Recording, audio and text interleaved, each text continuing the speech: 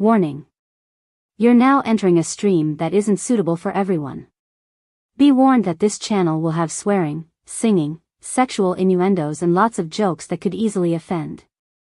It is advised that you must be a little bit weird yourself to enjoy this channel, as those that thrive and enjoy the stream are weird in their own little ways. The chat is called El Chatty and is a wonderful community. It really is. However, again, it might not be for everyone. We want to hear everyone's opinion, no matter what it is. We encourage debate as long as it's done respectfully. If you're easily offended or don't like differing views, then again, this channel is not for you. By entering this stream, you do so at your own risk. If you want to try it out, that's absolutely fine, but if you don't like it, no need to announce your departure. You can just leave quietly, as this isn't an airport. God, I thought we were Scott, sorry. Thank you, my darling. Oh, shit. Hang on, I got Larry on the phone. I'll tell my husband to dress in lingerie just to see what he would I would do in a heartbeat, so he would as well. Larry. Larry, you are live to tape. We're on stream, okay? Oh.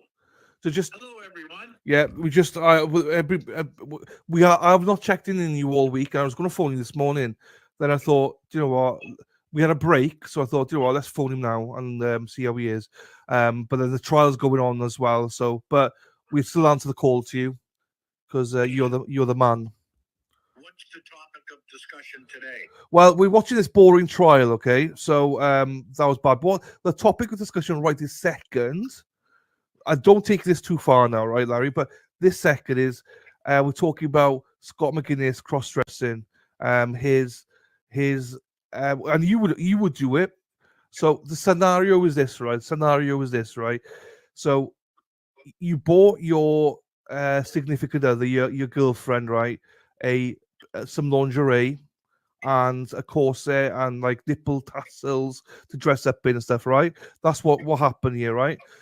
She wears it, you do the business, you get down dirty, you do the business, and then she turns around to you, Larry, and says, right, okay, if you want to have sex again, you now have to wear the lingerie and the corset. Would you do it? Well, the answer to that is no. Shut the front door. And one time I only bought lingerie for a girlfriend once. Yeah. And I'll tell you why.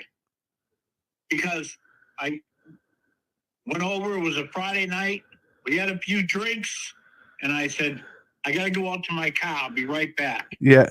And I went out to the car, I got the bag, and I came in and I go, honey, will you put this on? So she looked at it and she goes, absolutely. And she said, she goes into the bedroom and she's coming out. She put the lingerie on, but you know what else she put on? What? A strap on. I go, what exactly are you planning on doing with that? She goes, turn around and find out.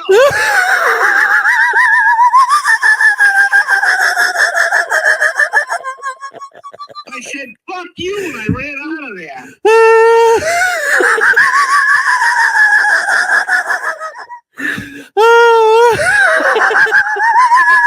I didn't expect that.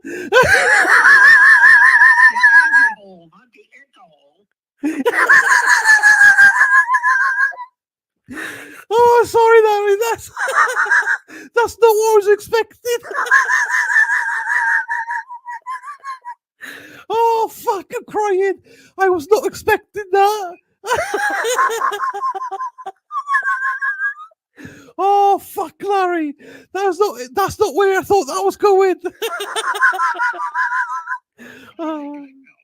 Oh, fuck, I can imagine you run out of there. Oh. Oh. And I'm 6'2", 220. I was running like a little bitch.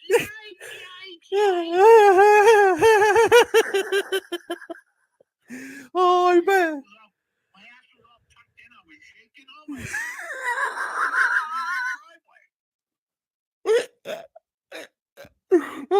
What was her size? Was she huge? Was Was she tall? And she's like, come back, honey, come back. Well, was she taller than you or something? No. She was like 5'7". Oh, fucking hell. What was it? What size was the strap on, though? Oh, it was a big black one. Okay, yeah. I can't. Oh, I can't. No, I would have run that as well. That's you just took that. You took a story about cross-dressing, you just doubled it up, times it by 10. Oh, because I thought 100% you would. 100% you would. If someone said, Absolutely not. I don't go for that shit. not now, not with that story, no, but Jesus Christ. I thought. had nightmares because I just told that story again. You said it live as well. Everyone sees it on stream. Larry, for fuck's sakes. I can't even tell that story in front of Tyson. I can imagine. Well, you told it in front of about 50 people. Oh, yeah, he'd look at me and go, Oh, fucking hell, Larry. Well, you've just taken that. Scott McGuinness is really happy right now because he's like, there's levels to this, yeah? Scott came in with a high level. There's no way you can trump that. But hang on, let's call Larry. Next thing you just fucking trump it. Oh, fuck. Oh, Larry, thank you so much. You're the man. Fuck, you're the man. Oh, ole, ole, ole, ole, ole, ole, ole, ole, Erin hack, hack, hack, ole, Erin hack, hack, hack, ole. Let's go, Erin hack, hack, hack, ole, Erin hack, hack, hack, ole. Press the like, please. Press the like and subscribe. It would mean the world to me if you liked and subscribe. Like and subscribe, everyone. Let's fucking go.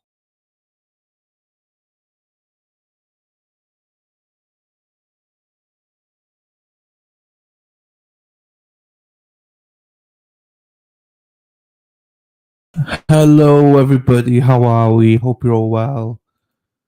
Here's another hero, Dennis Sweeney. Oops, wrong one. Try to find where the things are.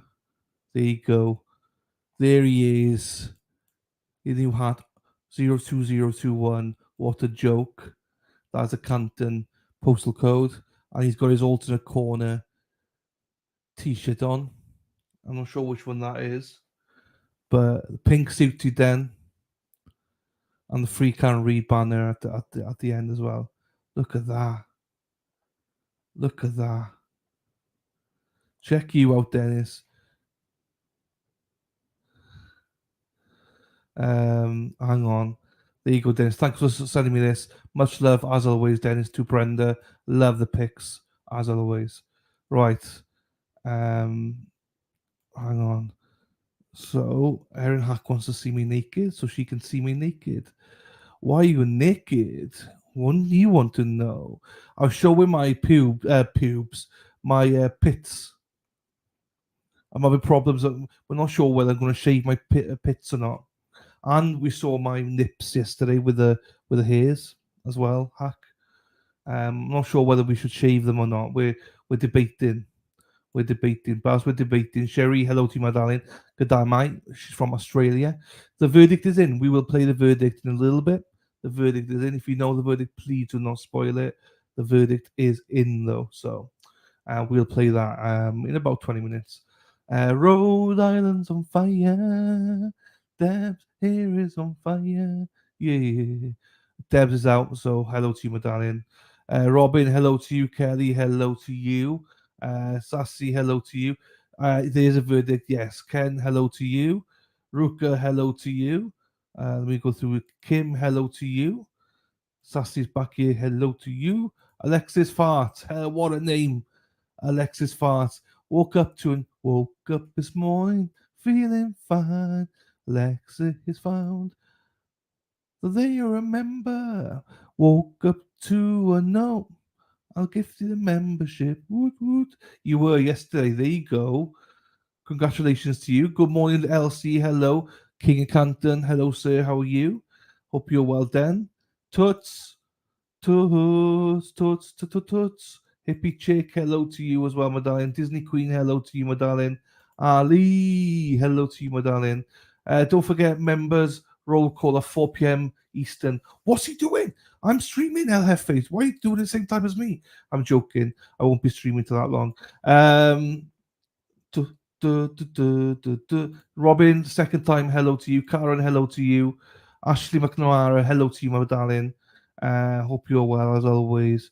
That was a funny conversation. That was. Yeah, I'm glad. I'm glad. He needs to come back on, but he's not well at the minute. So he's not well at the minute. I'm glad you're better, Gary. Gary's in. Where's Gary? I've not seen Gary. Hello, Gary. Sorry, Gary, if I missed you. I'm just jumping. Hello, Gary. If you're here, sorry, Gary, I missed you. Don't know how I missed you. I don't know. But hello to Gary. Hope you're well. Still can't see Gary, but okay. No worries, Huckster. See you later, my darling. Support Chappie. Thank you. Drive that bus.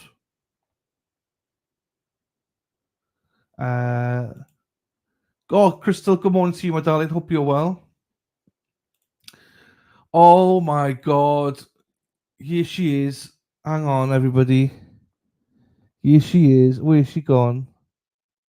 Sarah P. Sarah P. Sarah P. P. P. P. P. Sarah P. Sarah P. Sarah P. is lovely. And here she is. She coloured her hair just for Scott. Bing bong a bing Bombay, bing bong a bing Bombay, bing bong a bing Bombay. Scott likes to wear lingerie.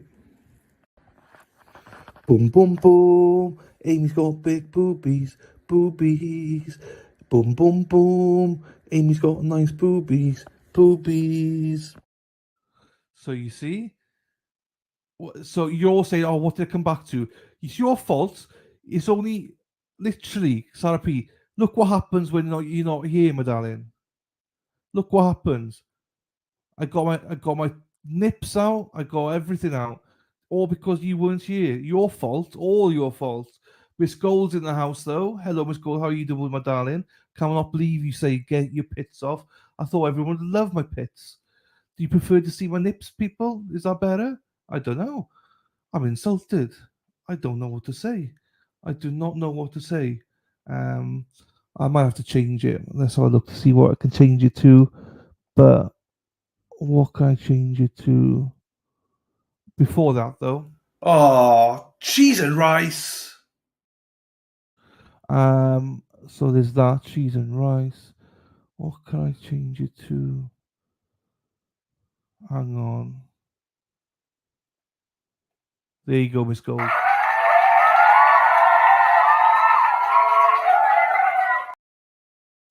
There you go, Miss Gold. Just for you. Hello. Welcome, everybody. There you go. Joining on the community. There you go, Sarah P. It's about time you did something. You've been off for all week, man. Shopify, thank you to those who have been buying as well. Actually, red. It looks pink. Now you said it, I can see the red now, Dan. I can.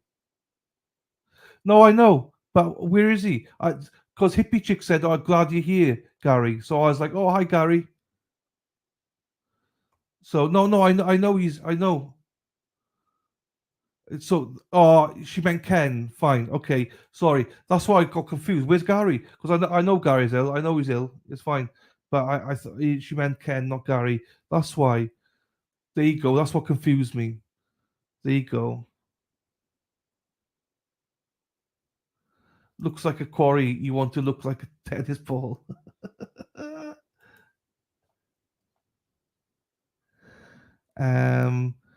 You see, I have to keep it up because then Dana made it for me. So what I plan on doing, Dana, just so you know, What I need now is a picture of you and Dennis with your pits up. Dennis, send some pictures of your pits, yeah? Then we'll have the three of us on there. I'll change it now. Fuck. I know everyone hates it. I'll change it. Jeepers creepers. Right, hang on then. I like it, Dana. I think it's funny. If you can't laugh at yourself, who can you laugh at? Let's put this back up then, shall I? The foursome. Look at them. Heroes. Let's put them back up. Dana Speed would look better with a little bush. For those who've got a little bush and do not manscape, just remember, it's a little bit bushy inside of this place. We men, we are an absolute disgrace. We need to trim it, we need to trim it, we need to trim it now. We need to trim our bushes now. There you go, Dennis. Keep your clothes on today, Lan. We've only got 21 people watching. I know, that is, do you know what? I'm not even joking. That is true. Every time I either sing or strip off, we lose so many viewers and they never come back. So maybe there's something in that. I'm not sure. But I enjoy it. I mean, I will say this in my defense that Luby Lou was super happy after I did it as well. It cheered her up. She said that it made her day. So I made somebody's day, not everybody's, but maybe one person's day, and I always aim for that. So if I make one person's day happy, I'll be happy. So today I made Miss Gold's day because I've taken it all off. I did not my clothes. I mean the picture. So. Miss Me Delan, what do I need to show my tits? You can show your tits anytime you want, Kathleen. You can show me your tits anytime you want, Kathleen. There you go. Hey, you don't have to invite me for a good time, Kathleen, anytime you want, my darling. I like my own routine. If I follow your tips, I would look like Paddington. I love it. I do. I am got to do grooming stuff now. I am going more natural with stuff now. I put some beard oil in today, beard moisturizer. It's apricot pineapples. Tastes nice. I got some of Daffy's Dirty on. I got lots of natural stuff now. Erin Hack. Toots. Good morning, Miss H Gold. Local, I forgot to tell you that I got my hoodie. I'll send a picture. Happy days. Send me the pictures. Dana, I'm going to ask you a favor to maybe do a little something for me. So I want to get everybody that's got clothes. We'll do the shop one again. So I'll get Dana's got the template, so I might just do that and add them in and do another video for it. But thank you, LCA. You looked great yesterday as well, my darling. You looked great as well. And so did Murph. Murph looked great as well. Murph looked super cute in his little alternate corner hoodie. So that was cute. Sassy Tanda, Sassy bartender in the house. She is in the house. So the verdict. No, that's fine. It's fine. I'm gonna collect them. Obviously, Dean, I only want women, yeah. So it's mostly women who got it. So they start. I got one from Lisa Reed yesterday. I got LC's. I know Miss H Gold's going to send me some as well. Sarah's now sending some. Hackster, you need to send some as well. Josie needs to send some as well. I cannot wait to hear this video. I'll do it in 10 minutes, I will, Crystal, just to get people in here, and I'll do it. Morning, Josie. Hello, my darling. Hope you're well. My girls couldn't stop. Yeah, it would, Carol, as well. I wanted to ask you, because I've not put the girls up, obviously, because they're minors, and I want to ask your permission. I might ask you, message me privately if you prefer. Am I okay to use their photo in the montage for the shop? If not, I totally understand they're minors.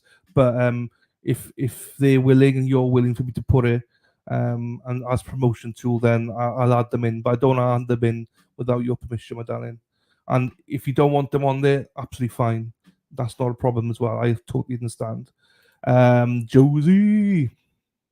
Happy days. Thank you, my darling. Well, we'll try and get another photo as well with you in there as well, yeah? Be good to have you in the photo as well, my darling. Miss H. Gold. Erin, Sarah P, missed you ladies. Yeah. They did point out though, Josie, whenever it's just you and me though, I end up stripping, Josie. So maybe there's something we need to work on, Josie, here. No worries, Elsie, at all. Yeah, there's no massive rush. I'm going to spend the next couple of weeks getting it together. Do you know what I mean? Getting photos of people together, and then yeah, just a couple of pics, like a modelling. They do a modelling day with the girls. I only need a couple of pics from everybody, and there's a lot of merch still on the way back. Also, I'm very lucky that you're all good looking, so I can use that. Or the men, we might not use us at all, boys. We might just leave us out. Yeah. So.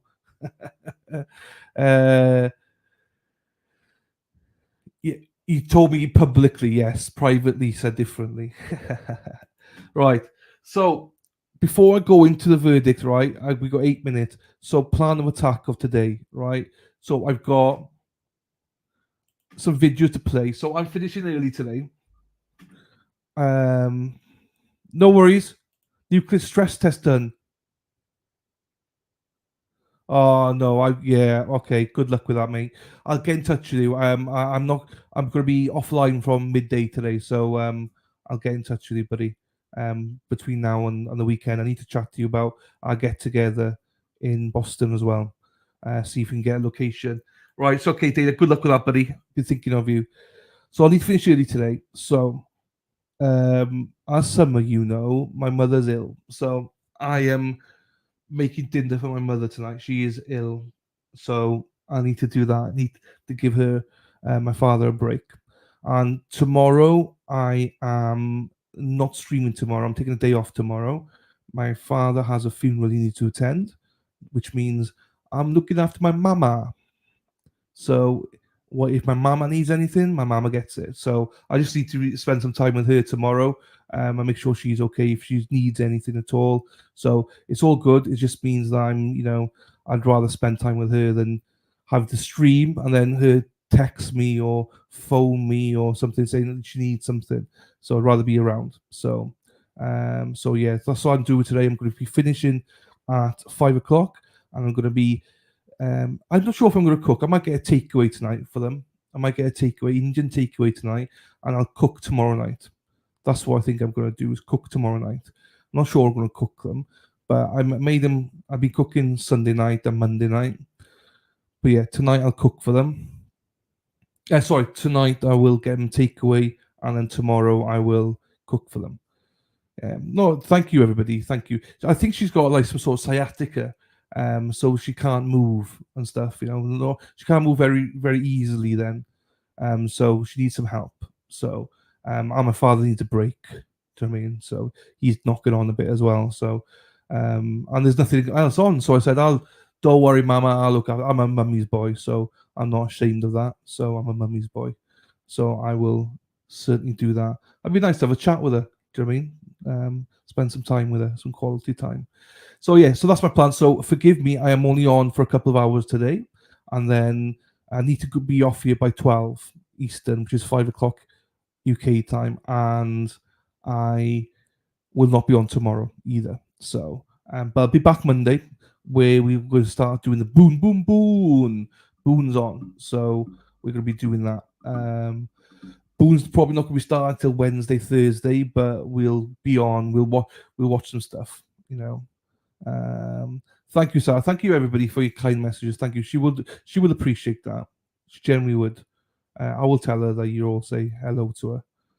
She does pop in sometimes and watches, and then I catch her watching. She's like, oh no, I wasn't watching.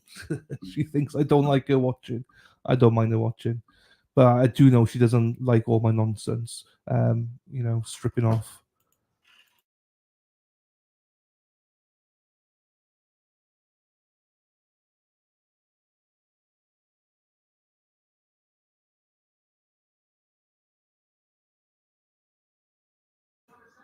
Just need to change the settings there. Right. Okay, so what we'll do now then, let's play the verdict, shall we? Boom, boom, boom. It came in late last night, people, this verdict. Boom, boom, boom. And I know there's mixed reviews on this one, but it is what it is, people. Whatever the verdict is, the verdict is. So, boom, boom, boom, boom, boom, boom, boom, boom, boom, boom, boom, boom.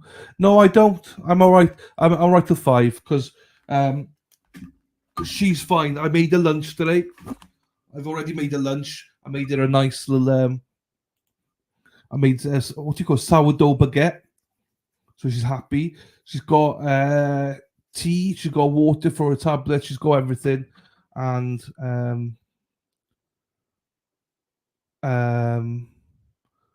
yeah, I'm a father's there, so it's fine. I said it'd be over by 5 o'clock, so I'll be stopping at 5 today. I said so, and they're fine.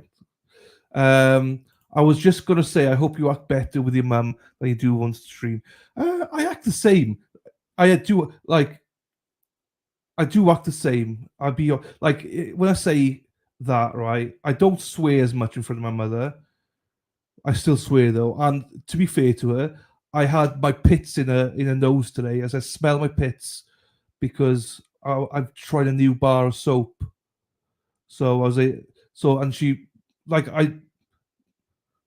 so she sees everything. Do you know what I mean? So, thank you, Crystal. Do you all do the tea every day like at the UK? Yes, I got I got tea biscuits. Yes, tea biscuits. I got 2 biscuits in front of me, and I haven't got tea. I got coffee. Thank you, Dan. I appreciate that, brother. Right, here we go. Here we go, everybody. Let me get myself back up here. It's only a couple of minutes long. Shut it. Hackster. Erin Hattree drives a bus, yellow bus, yellow bus. Erin Hattree drives a bus all day long. Okay. We are opening, excuse me, the record on 2022 CR 4915A, State of Texas versus Brandon Cervera. Mr. Cervera is in the courtroom along with his attorneys and attorneys for the state. It is my understanding that this jury has reached a verdict, and we are going to collect that verdict now and bring in the jury. Is there anything that needs to be placed on the record prior to doing that? Nothing from the state. Nothing for the defense. Okay.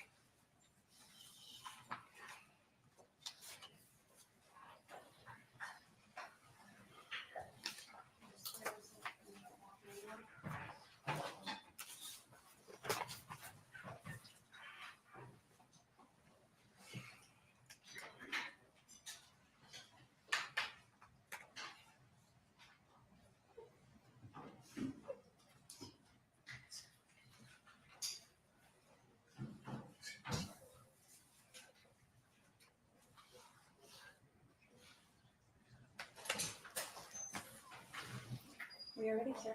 All right, for the jury. Hope your chair.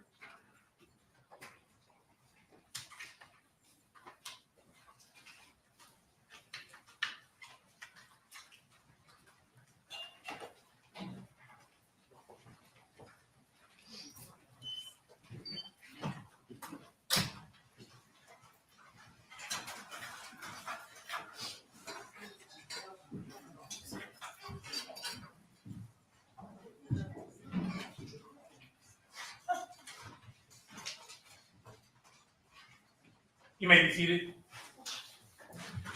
Ladies and gentlemen, it is my understanding that you have reached a verdict, and to the foreperson of the jury, is that verdict unanimous? Yes, it is. Will you please hand the verdict form to the deputy?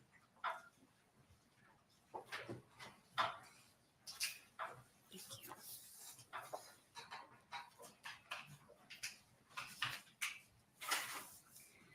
I do find that your verdict is in proper form, and I do accept your verdict. Mr. Cervera, if you could please rise. In 2022 CR 4915A, the State of Texas versus Brandon Cervera, verdict form. We, the jury, find the defendant, Brandon Cervera, not guilty of the offense of injury to a child as charged in the indictment, signed by the presiding juror. Mr. Cervera, you may have a seat. Are there any requests from either side? You just ask for the jury. Okay. Ladies and gentlemen, we are going to go through a process called polling the jury. I am going to assign you a number, starting with the gentleman in the back and moving and ending with the core person of the jury. When I get to you and call your number, the question I am going to ask you is this your verdict? Juror number 1, sir, is this your verdict? Juror number 2, ma'am, is this your verdict? Juror number 3, ma'am, is this your verdict? Juror number 4, ma'am, is this your verdict? Juror number 5, sir, is this your verdict? Yes. Juror number 6, ma'am, is this your verdict? Juror number 7, ma'am, is this your verdict? Yes. Juror number 8, sir, is this your verdict? Yes. Juror number 9, ma'am, is this your verdict? Yes. Juror number 10, sir, is this your verdict? Yes, it is. Juror number 11, sir, is this your verdict? Yes, it is. And juror number 12, ma'am, is this your verdict? Yes. Thank you very much. Anything further from either side? Nothing for the state. Nothing for defense. Ladies and gentlemen, I hope that this week and a half has given them let you go.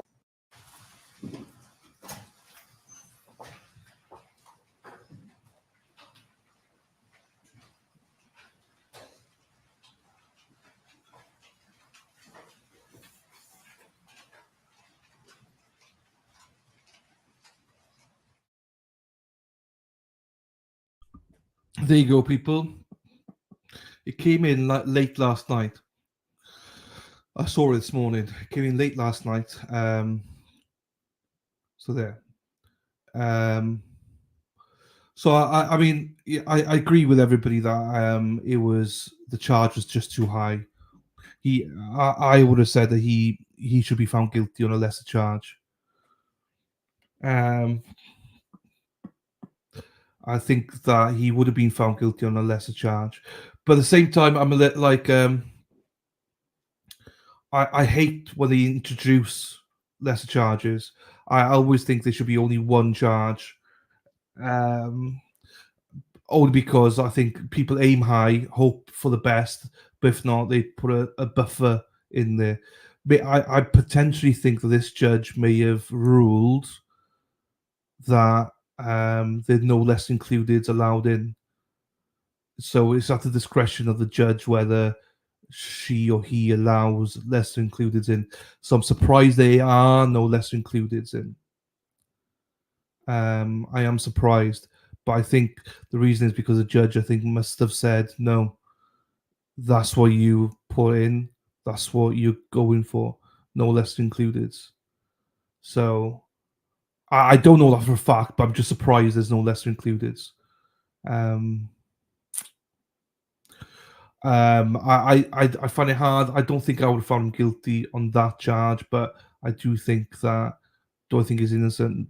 No, but I mean, but yeah, fuck around, find out. I suppose with the state as well, they do compromise. They do. Hey, Daffy Dill, how you doing?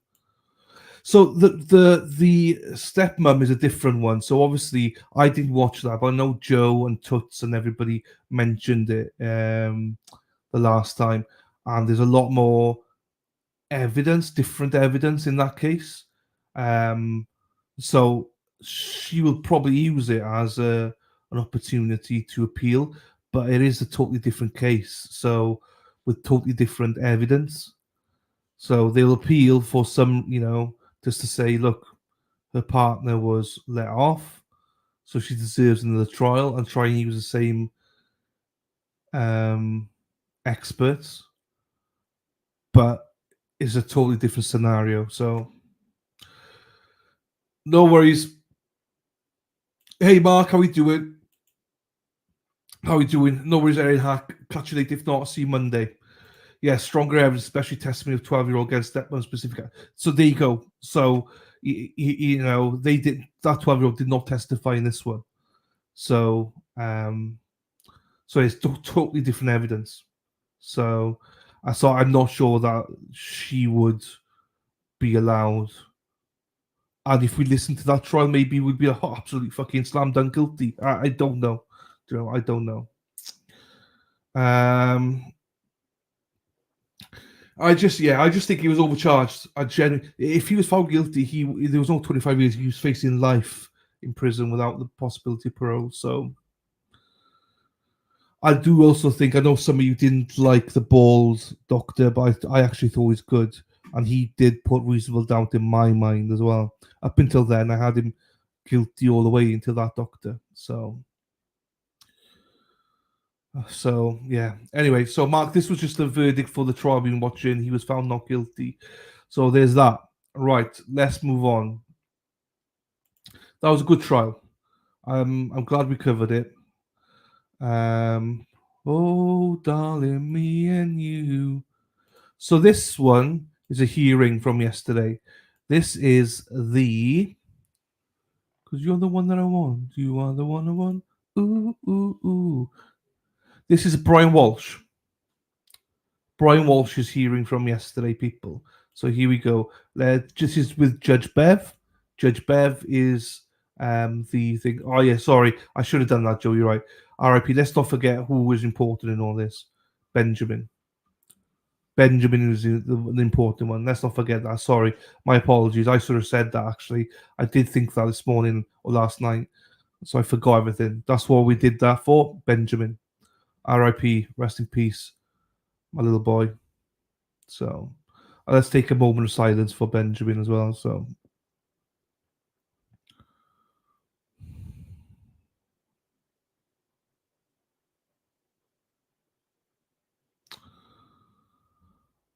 okay, there we go. An apology, I should have thought that myself. Fuck. Right, share screen. Right, let's get into an anti-Bev then. And Brian Walshe. If you don't know, Brian Walshe is accused of killing his wife. And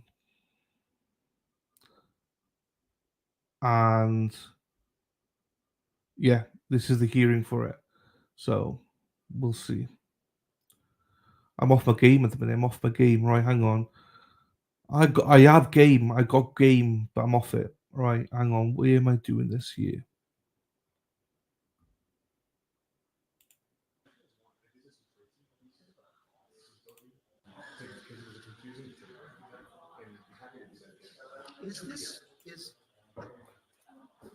When you refer to this, so if you have a case in 25, it's actually going to be heard down courtroom 3, the front courtroom. Is this what you refer to? Yeah, criminal 2 is in courtroom 3. Right. I have to my first. What might the other? What do you got? I thought it doesn't. I'm sorry. Yeah. Copy of minutes. That copy of minutes is in criminal 1. And motion. I'm interested to see how Aunt Bev behaves in this trial, or in this hearing, in this trial. I'm interested to hear.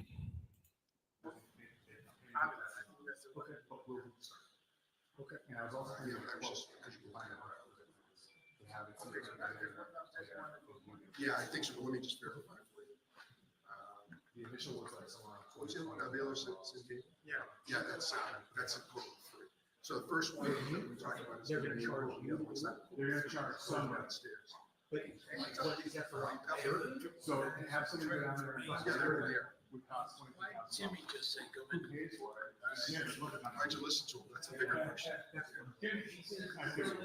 His cases are in the first session. But that's why you would want that. Yeah. I think we might have given 20,000. But I had seen that in another case. Bill, I think she's read the motion, actually. Yeah. I'm not positive, but I think she's read it. It's all personnel. Thanks. One person. Supervision, but we're going to sit and watch you watch it. You know, like, I know they said that they have to stall all of the testing. I don't know. This would take more than a day. Yeah. It's not started yet, Daffy. It's just a hot mic. They're not speaking into the mics. It's just I can hear them. Barely can hear them. It's just more of it's a hot mic moment. They're talking to each other like normal whispering. Hello, how are you doing, my darling? Yes, as Joe said, it's not started yet. So I can skip this. Don't worry, I can skip it. They're not really saying much. They seem to be getting on though, both parties.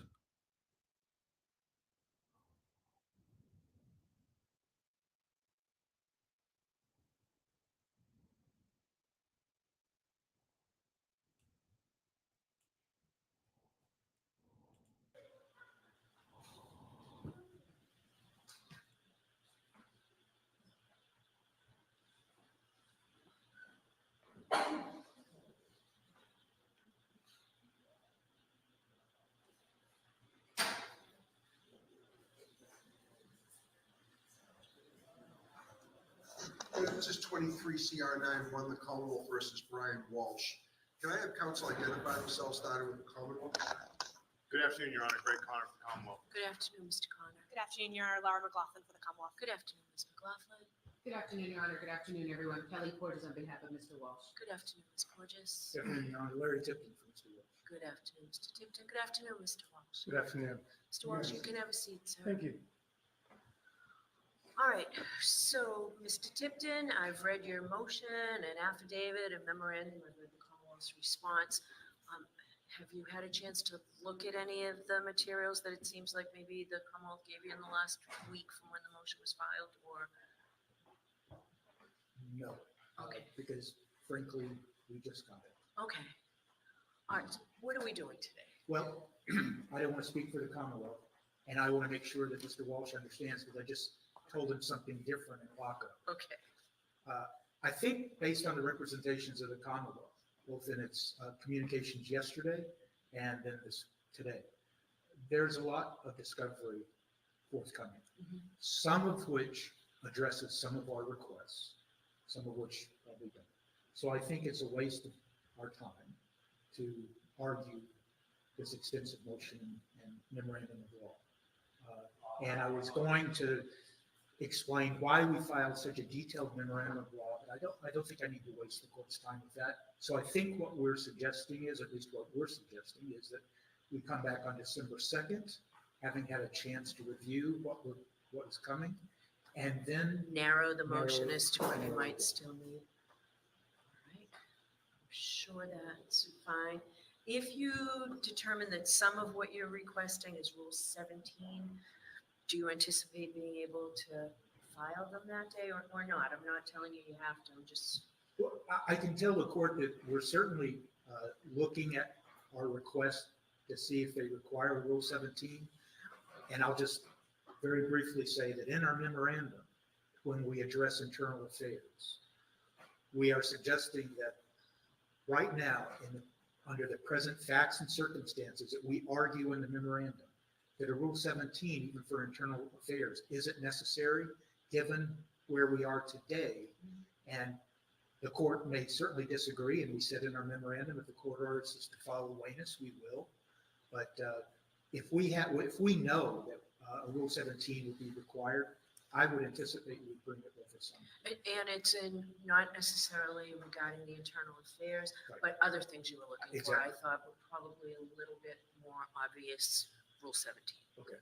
So that's what I mean, not those. I understand litigating whether the IAD information is Rule 17 or Rule 14. I can see that maybe we will have to have that discussion, but the others that I think maybe after you look at what you have, you might think is Rule 17. Right. So on those, do you anticipate you might be able to file them by then, or it's too early to tell? I think it's too early to tell. Okay, how about if you can, you will? That's absolutely right. Okay, all right, does that make sense, Mr. Connor? Perfect sense, Your Honor. 12-2 works for me, Jimmy, does it work for you? It does. It does. Okay, do you want Mr. Walsh brought in that day? I think we should issue a Hague, and then Mr. Walsh and all of us will talk and see if he needs to be brought in. But Okay. if we're going to have a hearing, yes, I will. Sure, so we'll bring you back, Mr. Walsh, but if you don't want to come, let us know, and I think that. And just finally, and I don't want to interrupt another Commonwealth, but the Commonwealth has filed a motion for protective order Yes. for some of this stuff. Right now, the status of that, we don't object to the protective order. Our understanding is that we can share the information with Mr. Walsh, but we're not going to give him hard copies of everything just yet. And we don't object to the redactions that appear today. We just want to review what we have and then we'll come back. That's our understanding of the protective order. That's our joint understanding. Okay, that's what I would order anyway at this point. So, all right, so I'll allow the Commonwealth motion for protective order.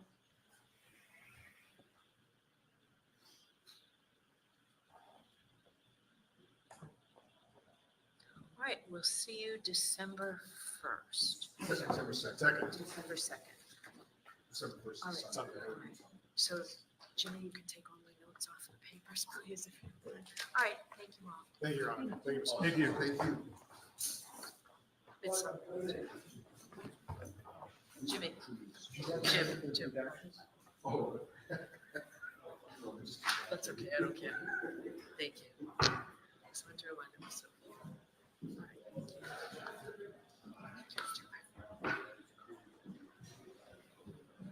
Commonwealth versus Cruz.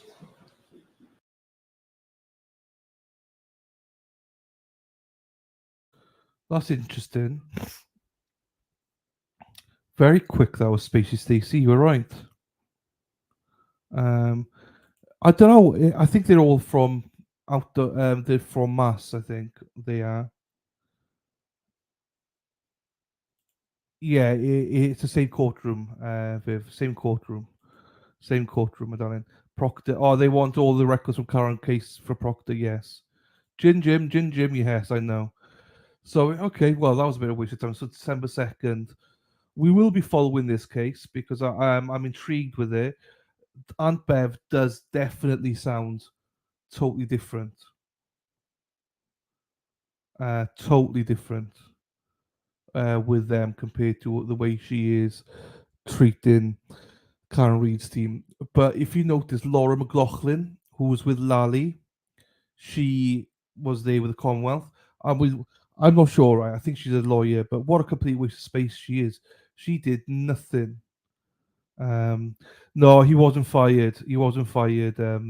He's still suspended. He was clarified today. In the filing, he said he was fired. Proctor was fired, but it's not. Allegedly, he's not. Ted Daniels came out this morning and said no, it's a mistake. He's still just suspended for now. So yeah, no, Proctor's still suspended. Release the motion file requesting all the. There you go. Yeah, I'd seen that, and Dennis Sweeney has confirmed it as well. There you go. Look at Dennis strapping. Dennis is a big lug. Look at him. Right, so there we are. We'll keep an eye on that. That's fucking interesting. Right, this is another case that we will be watching. We might watch the hearing next week for this one.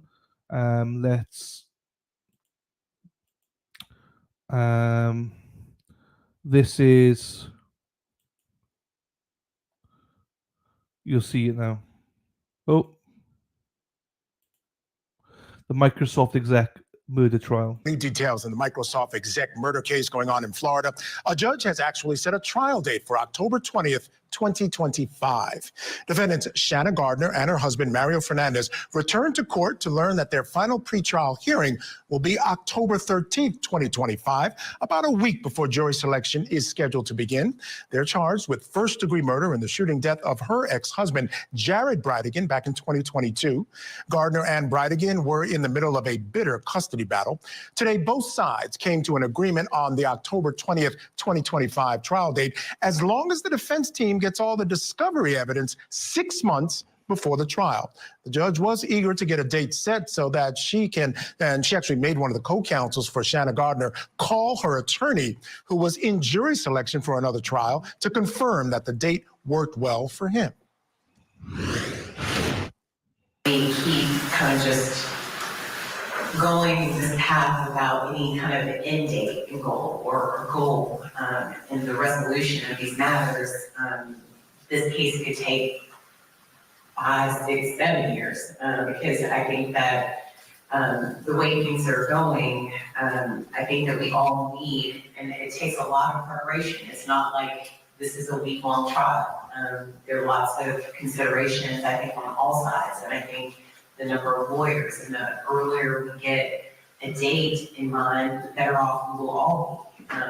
That will be marked off on everyone's calendar. We will make the appropriate sacrifices or whatever we have to do to make it happen. And I'm committed to give you all whatever time we need, but I have to be able to communicate within the circuit, the number of jurors. That is not easy, and that's not something that can get turned around in a short period of time. So as much heads up, that will be a year from now, more than a year actually. And so, who is in trial that you can't hear from? Pat Carmody, we literally just got the message this morning and he's. All right, I'm gonna pass it to Berlin. Pass it to. In a moment, go give him a call. No, he's actually in jury selection right now. Okay, I'll wait. All right, so jury selection is expected to begin October 20th, 2025 in that Microsoft exec murder trial against Shanna Gardner and her co-defendant, Mario Saldana. The trial is expected to last up to 4 weeks or more. There you go. That is, well, pretty much a year and a half a month away from now. So a long time to go before that one. That's a year away. But that's fine. I mean, we knew that anyway going into it. So, yeah, that's interesting. But I thought it'd be sooner than that, if I'm being honest. But it's not. So we go a year and a half a month, year and basically 18 days to wait. But there's a lot happening. It's going to be an interesting trial. That and Corey Richards, I think, will be interesting trials. Brian Walsh is going to be an interesting trial. I know most people think Brian Walsh is guilty. You know, I'm trying to still have that innocent unless proven guilty. But like all roads point towards Brian Walsh. But let him have his day in court. I hope so, my darling. That would be some achievement. I'm not sure we will be. But if we were, I'd be very proud. Very, very proud. But I'm not sure we're going to be in 12 months, 13 months. I don't know. We'll see. I hope so. We'll just see. Yeah. Hope so as well, Elsie. Hello, Christine Fortinazzo. How are you, my darling? How are you? Hope you're well, my darling. Think positive. Yes, I know. Let's think positive. We'll all be here watching. There you go. Hello, Christine. How are you? Hope so too. Yeah. If not here with me, you'll be watching with somebody else. It's fine. I'm sure lots of people will be streaming it anyway, so it's all good. It's all good in the hood. Right. The next one, you might have watched this already, people. I'm not sure, but I've not watched it. It's from a few days ago. It's Law and Crime, which Christine loves. Law and Crime. If you go over to Law and Crime, one of the first posters every day is Christine. She's always, hi. She always is on there.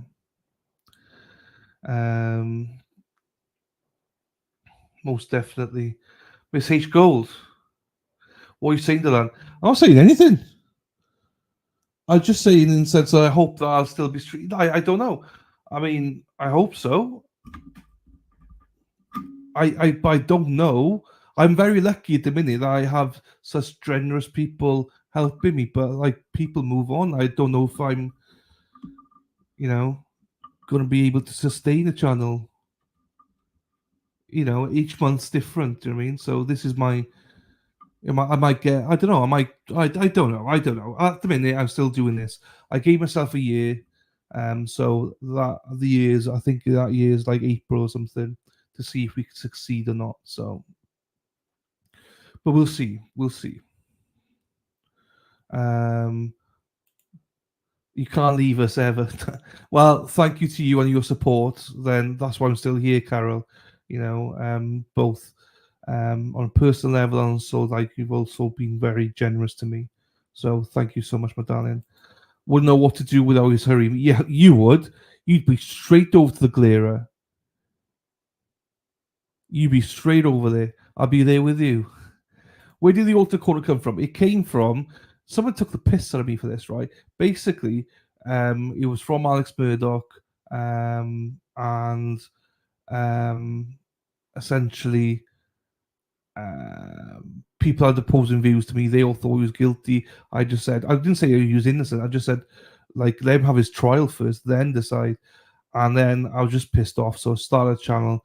Just go with the alternate corner because my plan was to always do a little bit more than just trials. Talk about sport, talk about this, that, and the other, and just have an alternate view. My whole thing has always been that I want everyone to have a view, no matter what the view is. I know some people still get upset about certain people's thinking. I know some people get really stubborn about other people's thinking. But overall, I just want people to be respectful and to listen to an alternate view. And also, as it happens, what is a juror? After a juror, there's an alternate. So I wanted to give a perception of a jury as well, which I've not really succeeded that well on. But that's why I'm trying to do that. You go into trials a bit blind, so we just take the actual evidence going in. That's the plan. But that's where it came from. Different varying ideas like that, so that everyone can have a different view and basically learn from each other. You know, no, we can't kill El Chatty. There you go. It is, yeah. I always thought it was like we were the yeah. There you go. I've not done enough good job of that though, but yeah. But it's alternate view, so like an alternate juror, yeah. You spot on, Miss H Gold, spot on. But I'd give it a lengthier response to it. So, but yeah, that's the gist of it. Yes. So, and I won't kill El Chatty. I'll still have a channel. Just maybe not do trials as often. That's all. So there'll still be El Chatty. Don't worry. It just might look different. That's all. We'll see. I don't know. I'm not going to talk negative. We might pick up numbers. We might succeed. So let's see. But we certainly need more than 31 people to do that. So we'll see. Right. Next one is boom, boom, boom, boom, boom, boom. Law and Crim, Christine. You love Law and Crim, Christine. This is Wade Wilson. This is a Wade Wilson. TikTok famous killer Wade Wilson files. So this is not one of his what do you call it? Calls or anything. This is just the lawsuit that he's been filing after getting the death sentence. That's all there is. So it's no calls or anything like that. So don't worry. Great call. I think you collect a great bunch who can disagree with class, although there is a lot of class in other areas. That's true as well. I'm fairly positive, Crystal. I am. We'll see. I hope so. You're going back on the farm to hand milk the cows. I wish. That's a good job. Good money. Aidan Kearney has updated people as well by saying Michael Proctor has not been fired. According to attorney Larry Tipton's motion filed yesterday in Norfolk, Proctor was terminated, but he's not. Okay, so that's fine. What the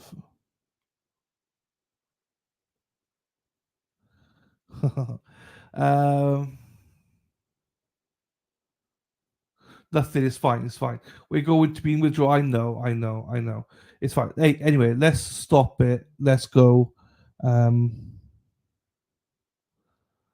Right, Wade Wilson. Thank you, Viv. Right. Hello, James. How are we doing, James? Nice to see you, buddy.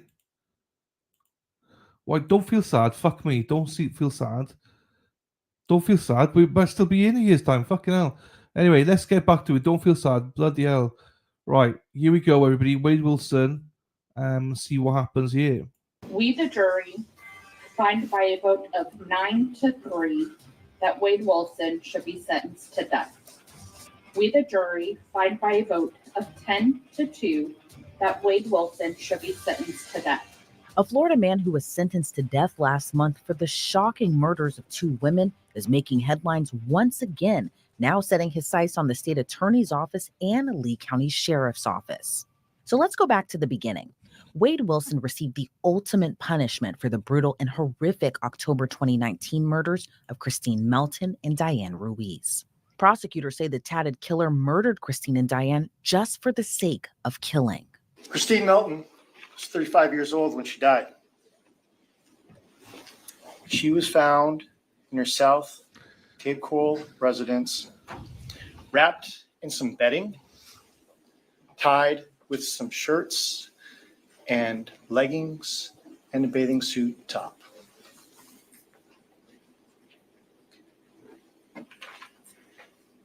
Her face was black and blue. Her fingernails were broken. She had marks around her neck as she lied on the floor between her bedroom and the kitchen area of her residence. Diane Ruiz was 43 years old. She was found on an empty lot under some shrubs, under a tree, just lying there. Her nose had been broken. Her hyoid bone and thyroid cartilage had been broken. She had suffered multiple rib fractures, not only front, but also in the back. Now, what you're going to learn during the course of this trial, ladies and gentlemen, is that Ms. Ruiz and Ms. Melton had 3 things in common. Both of them died on the 7th of October of 2019. Both of them had been strangled. And both of them, before they were forever silenced, the last person that they encountered was Mr. Wade Wilson. While behind bars, Wilson continued to rack up charges. He had cases for attempted meth trafficking and even an attempt to escape from jail. Since his 2019 arrest, he even began sporting a more menacing look with heavier tattoos, including a swastika, a tattoo under his chin that reads "Bread for War," and an infamous Joker smile, just to name a few. But during trial, he didn't even bother to cover up his tattoos. And the trial was quick, only lasting a couple of days. Several witnesses took the stand for his trial. Some notable testimony came from Wilson's father, who revealed his son made a shocking confession. I want to go back to that dinner time call.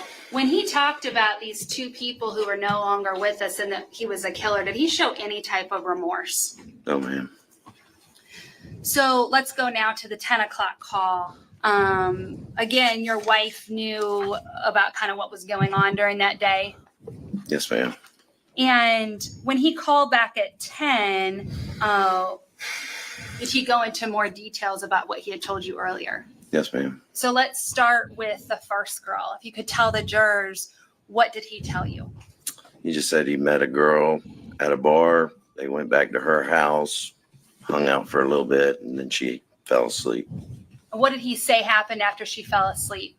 He said he got on top of her and choked her. What name did he call her? Did he refer to her in a derogatory term? He said, I choked that. And what did he say he did after he choked her? He said he stayed in the house for a little while, and then he rolled her up and was going to try to put her in her trunk, but he couldn't lift her. Did he say why he was unable to put her in her trunk? He said that he felt like rigor mortis had started to set in. And does rigor mortis make your body stiff? You didn't know? I think so. So he just told you that that was the reason that he couldn't lift her and get her into her trunk? Yes, ma'am. And when he said her trunk, it was the trunk of her car he was going to put her in? Yes, ma'am. So what did he tell you he did when he couldn't get her body into her own trunk? He left her there and took her car. What did he say about the second girl? He said he saw her walking down the street and stopped and asked her for directions. And she got in the car with him. What did he say happened once she got in the car with him? He said he reached over and choked her. And did he tell you that he choked her while he was driving? Yes, ma'am. Now, what did he say happened after he choked her? He said he was looking for a place to put her body. Did he find a place where he eventually dumped her body? Yes, ma'am. What did he tell you about the situation when he got to the place where he was going to dump her body? He said that he pulled her out of the car and realized that she was still breathing. So what did he tell you he did when he realized she's still breathing? He said he got back in the car and ran her over until she looked like spaghetti. And while the case was never a whodunit case, but a why did they do it case, Wilson's defense attorney claimed he committed the brutal slayings because he was out of his mind. We're not arguing he didn't do it. There's solid evidence that he is responsible for those 2 deaths and the battery of Miss Montanez. But Miss Montanez's testimony, you need to think about that, whether this was premeditated in term. I mean, Miss Melton had sex with him. He could have just gotten up and left or stayed with her. Instead, he murders her.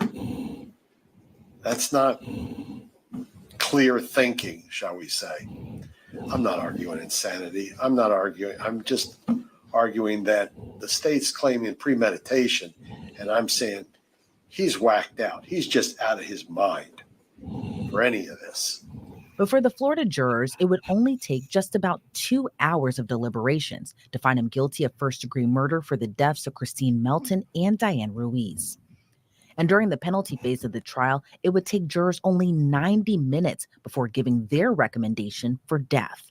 After his sentencing, Wilson continued to make headlines, first for the thousands of letters women sent to him even after his conviction, and now for his civil lawsuit against the Lee County Sheriff's Office and the State Attorney's Office. In documents obtained by Law and Crime, the suit names the plaintiffs as Wade Wilson and Jesse Tehanika. Tehanika's connection to Wilson isn't exactly clear, but it's been rumored she's the killer's girlfriend. The reason for the civil lawsuit is also unclear because the files are confidential under seal. But would a Reddit post reveal more into why the two are suing the State Attorney's Office and Sheriff's Office? According to a post which states the Reddit poster obtained the state attorney's response to the lawsuit, the suit allegedly stems from the release of Wilson's recorded jailhouse calls.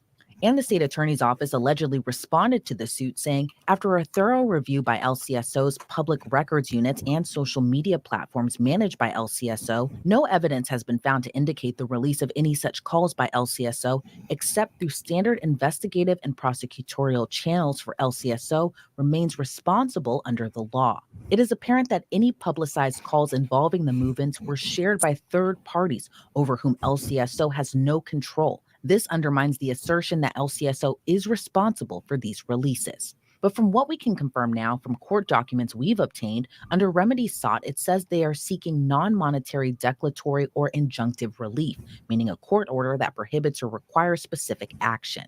Under the filing, it says the case is not a class action lawsuit and they aren't seeking a jury trial. Well, this is an excellent time now to bring on former prosecutor Melba Pearson. Melba, always so great to see you. Now, a lot is unclear at this moment, but what's your reaction to a convicted double murderer, that being Wade Wilson, suing the Lee County Sheriff's Office and the State Attorney's Office? Yeah, so Elizabeth, always great to be on with you. This is a bit of a bizarre turn of events because usually when you see someone who has been convicted of such serious charges has now been sentenced to the death penalty, guilty, you would see the traditional appeals process begin. So basically, the defense counsel for the defendant will file an appeal for a number of grounds. Maybe they didn't feel the trial was fair. Maybe they felt certain items of evidence were inadmissible. Maybe they felt the jury instructions were read incorrectly by the judge. Whatever the grounds may be, they usually file an appeal. And usually the appeals process is not something that's resolved overnight. It's multiple years. You're looking 5, 7, maybe even 10 years of the appeals process as, first you appeal from the trial court to your next highest court. It varies, of course, in every state. Then you may end up going up to, the Florida Supreme Court looking for relief. You may now try to transition into the federal system and try to get the U.S. Supreme Court to maybe hear your case and stay your execution. So this is kind of a long trajectory post-trial. So it's a little surprising that he's now also filing a civil lawsuit against the prosecutor's office as well as the sheriff's department. Now, what's very interesting here is that since it's a civil lawsuit, he's not looking for monetary damages. He's looking for injunctive relief, which basically means you're preventing someone, the judge would make a ruling, preventing one party from doing a particular course of action. So my guess would be, again, since nothing is publicly available as to the actual grounds of the civil lawsuit, my guess would be that it was to stay his execution until there's some sort of resolution in terms of maybe he's accusing the state attorney's office of wrongful or malicious prosecution. Maybe he's trying to sue the police department for wrongful arrest or wrongful detainment. Not quite sure where he thinks he'll go with that because, again, there was plenty of evidence showing that he was guilty of the crimes that he committed and that it didn't seem to be that either entity was targeting him. So again, I'm not quite sure what the injunctive relief would be, as in, okay, well, don't execute him yet. Well, if you're going through the appeals process, you wouldn't be executed anyway until all your appeals have been exhausted, meaning that entire process, you've gone to every single court, they've all told you no, and now you're going to have a date set for execution. So I almost feel like it's premature unless there's something more to the pleadings that, again, none of us are aware of because it has yet to be unsealed. And it's unverified right now, but according to a Reddit post, which is alleged to have had the state attorney's response, again, these documents are supposed to be sealed, but it seems to focus on the recorded phone calls between Jesse Tehanika there, and Wade Wilson and how they were released. What's your reaction to that allegedly being kind of the focus of the civil lawsuit? So again, it all depends on the context of how these phone calls were obtained and released. The reality is all jail phone calls are recorded. Anytime you call someone in custody, the first message is, this call is being recorded. So there's no question as to the fact that you have notice that this call is being recorded, meaning someone is going to listen to whatever it is you say on the call. So if this is within the context of jail phone calls, he doesn't have a leg to stand on because anything you say in those recordings are fair game and can be used as evidence against you in your case in chief. When I was a prosecutor, listen, it's a painful thing, but you listen to all the jail calls having to do with a particular person that's in custody in the hopes that they actually revealed something. Now, granted, you cannot listen to anything that is attorney-client privilege. So if there's any indication that the person in custody is speaking to their legal counsel, you have to immediately hang up. You cannot use that because, again, it's protected by attorney-client privilege. But outside of that, if the defendant Wade Wilson were to make some kind of admission to the other person that is mentioned in this lawsuit, it's fair game. So if that's the angle he's trying to go, I don't see that as being successful. And why do you think that the civil lawsuit does remain confidential and remain sealed right now? I'm not entirely clear as to why it's being sealed. I don't know if there's some other sensitive information that's involved, or other people that have not been charged with crimes are somehow being named as either witnesses or something along those lines. But it just adds to that air of mystery as to what is this really all about. And how common is it for inmates, especially death row inmates, to file complaints, civil complaints against the sheriff's office and state attorney's office? Have you ever seen something like this before? I have. It's not uncommon, but what's uncommon is the timing, because of the fact that he just got sentenced and he has not exhausted his appeals process. He hasn't even filed his first appeal, to my understanding. They're, of course, researching and getting things ready, but they have not, in fact, filed their first appeal as of yet. So to me, it's just a little strange that you would now try to get this civil relief. And again, you're not asking for money, you're asking for injunctive relief. So that's either somehow getting the case dropped against you or dismissed, which I don't necessarily see that as an option, or to stay your execution, which again is nowhere near scheduled because you have to go through the entire appeals process. So I am very, very curious to see what else is being set forth in this complaint, because this is definitely strange, again, in terms of timing and their request of what kind of relief they're looking for. I do want to kind of ask this question to you. It's been kind of interesting seeing this amount of supporters for Wade Wilson, who is convicted of one double murder, but this heinous, horrific crime against these two victims, these two women here back in October of 2019. What are your thoughts on kind of his appeal to women specifically who have either written him love letters or supported him in not wanting to see him, one, either behind bars, or two, getting the death penalty? Well, listen, there's the saying of there's a pot for every lid.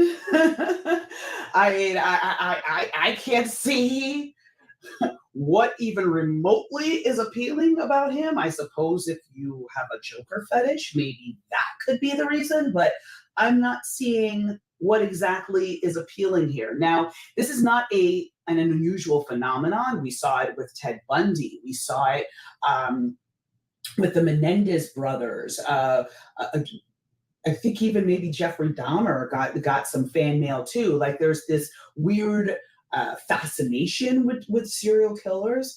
And I'm not quite sure why any woman in her right mind would find him attractive, because not only is he just not attractive and has a lot of tattoos. Not that tattoos in and of itself are a problem, but just the facial tattoos and the types of tattoos. And secondly, the fact that he is aligned with a very violent, racist prison gang of, the Aryan Brotherhood. I mean, there's layers and layers of like, there is nothing nice or interesting or attractive about this man. And more importantly, he violated women. So if that's what he was charged with, I'm not quite seeing how that equates to some sort of attraction. I guess there's some lonely people in this world. I don't know, but it defies logic to me. There is a debate about the death penalty in this country and whether or not it should be abolished nationwide, or, if it's actually a deterrent. And there's reasonable arguments to be made on both sides of that, right?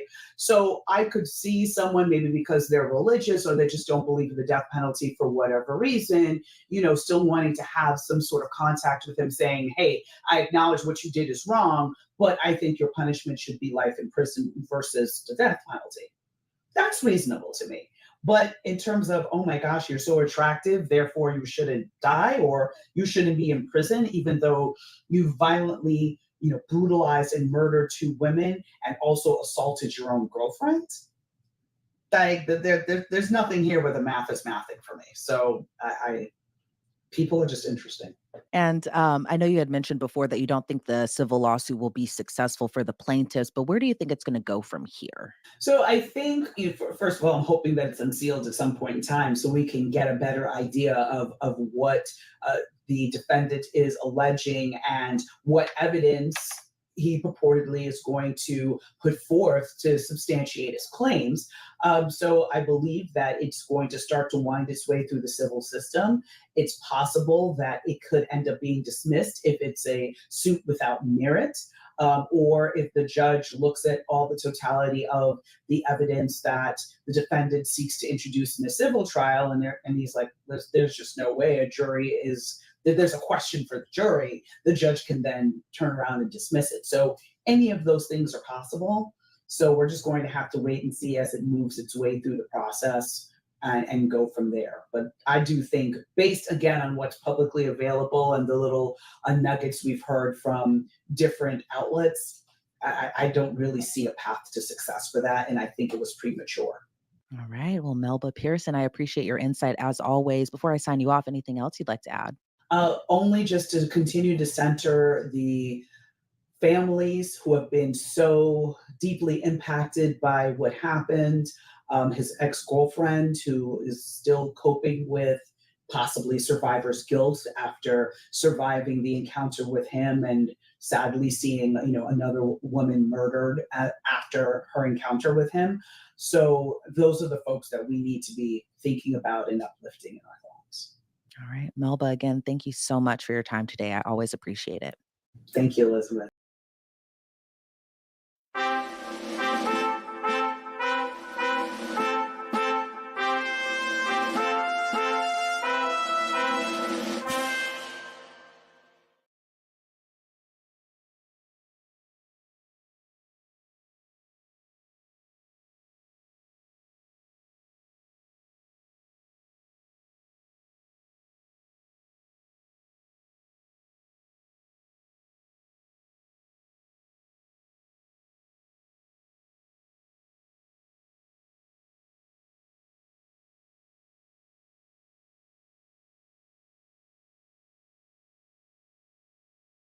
Bullshit. Fucking bullshit. Bullshit. Why does that happen?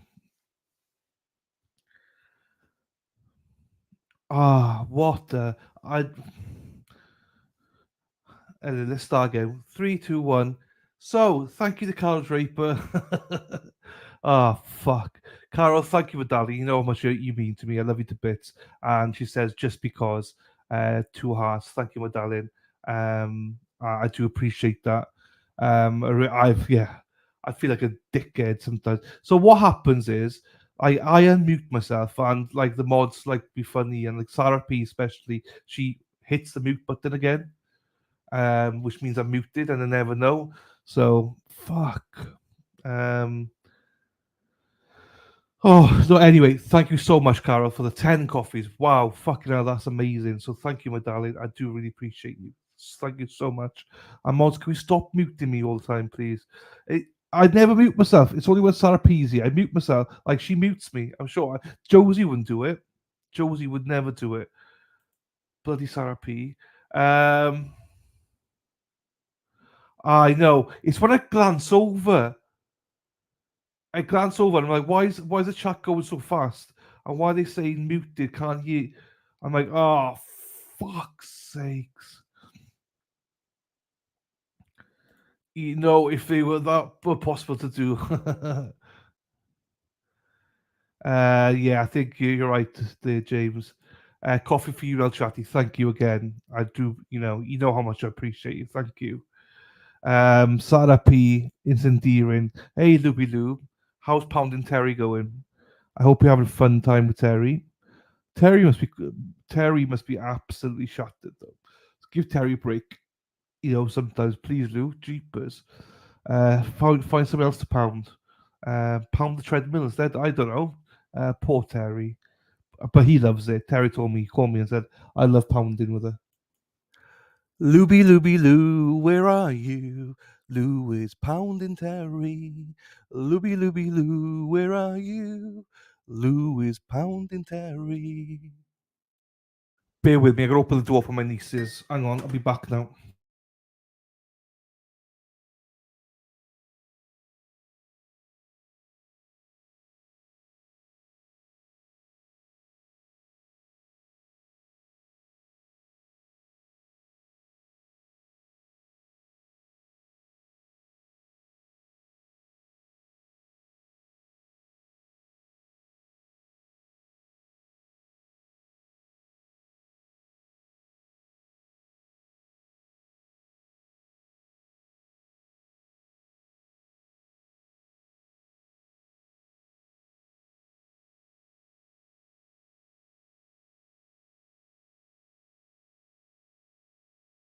Right, I got a visitor. You can see her in the corner.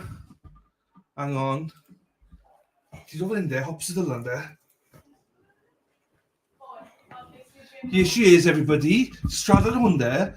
Go hello. Go hello, Didi. Hello. Hello. Beth enw ti? Daddy. Daddy, ti caru pawb? Yeah, ti wafo pawb? Hello. We love you. Love, love, love. Ah, ti caru gydals. Ah. Now she's here for tea. Ti moyn gweld mae gyd e? Right, gwyta tai pawb. See you later. Ta-ta bach, right? Good. Cytora. Here on there.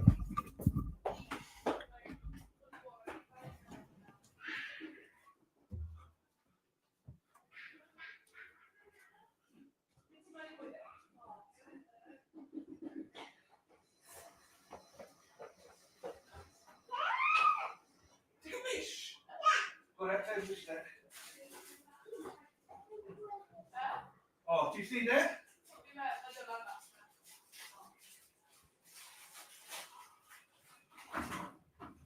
Yeah.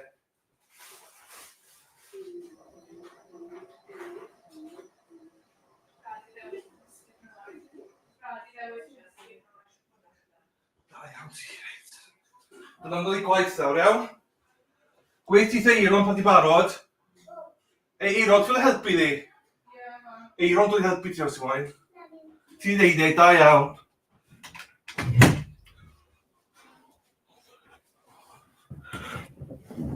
Oh!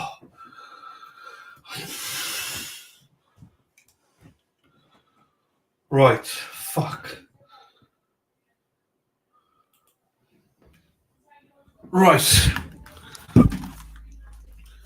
My youngest niece and my eldest were here, so they're just making food for themselves. Woo! Loved it. She's a little cutie pie. Thank you, everybody. Not seen her for a while, you're right. Yeah, I should have made this thing. Sarah P, Sarah P, Sarah P, P, P, P, P. I should have made this thing that. Yeah, so they're coming over. We're all going to have a takeaway. They're here early. So my eldest niece just passed a driving test. So she's still in school. And how we work is high school, middle school, basically, primary school, and nursery and everything are all together on one site. So my eldest, when you get sixth form high school, like she's now in as senior, an American equivalent. So she gets to leave early and wherever. So she picked up my niece who finishes at like 3 o'clock. My little niece who's just started like year one in little school, and yeah, year one, jeepers. And then yeah, they came here. The other two, they'll be here probably by 4:30ish. So yeah, it's all good. That's why we're gonna have a family night, I think. So which is good. Righty, here we go. How sweet. There you go. See, they say she's sweet. Well, look at her uncle, yeah? Look at her uncle. I love the girls. Love the girls. The girls are like my why. Do you know what I mean? When you got that, like, kind of, why did you do what you do? Well, they're my why. Do you know what I mean?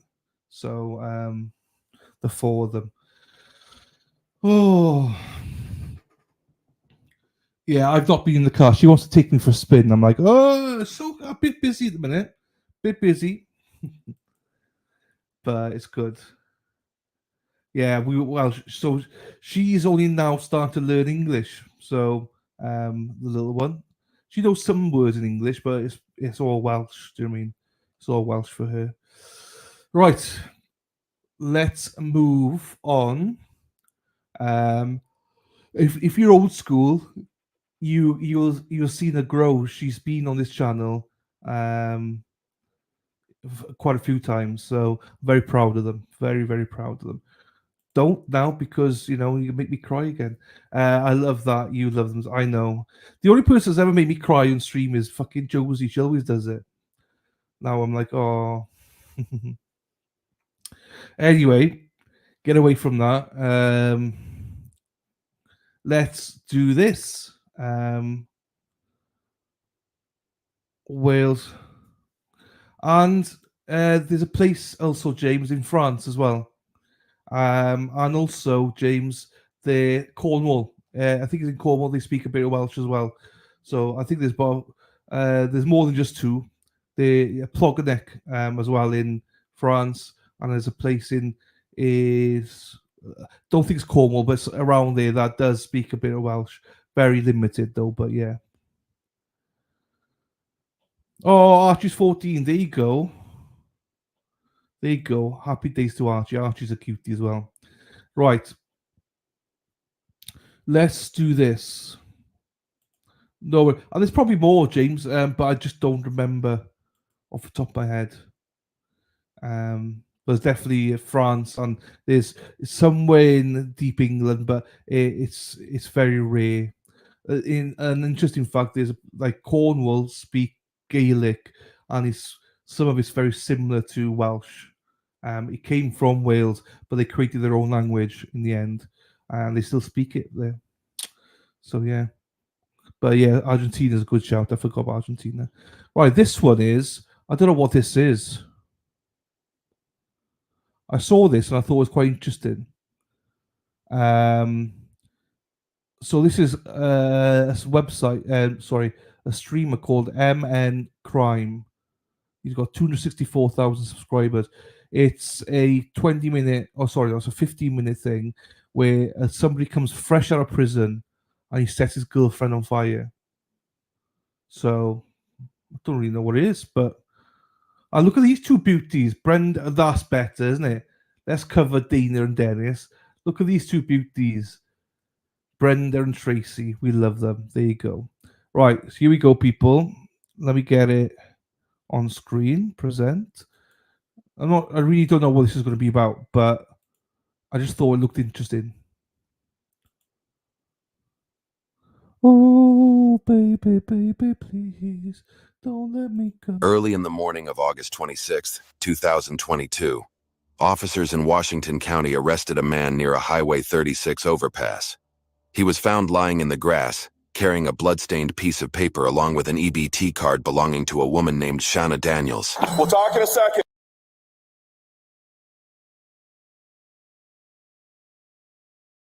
Fuck's sake. I need to get some classy ones though for Brenda and Tracy. I'm not going to make a mockery one out of them. It'll be a really nice. It might actually be what I put on there, just the two of them.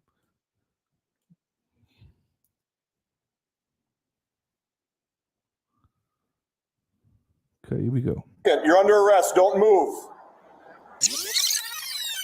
Who was this man? And what was he doing with the EBT card of a woman who was found stabbed and burned in her apartment just hours earlier? And who was the 43-year-old victim, Shauna Daniels, who firefighters found so brutally murdered in her bedroom?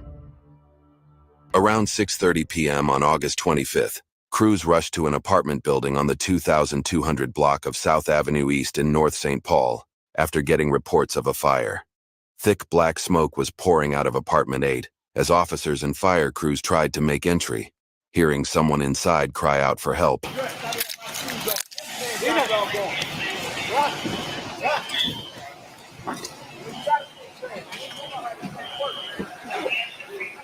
Where's our guys at?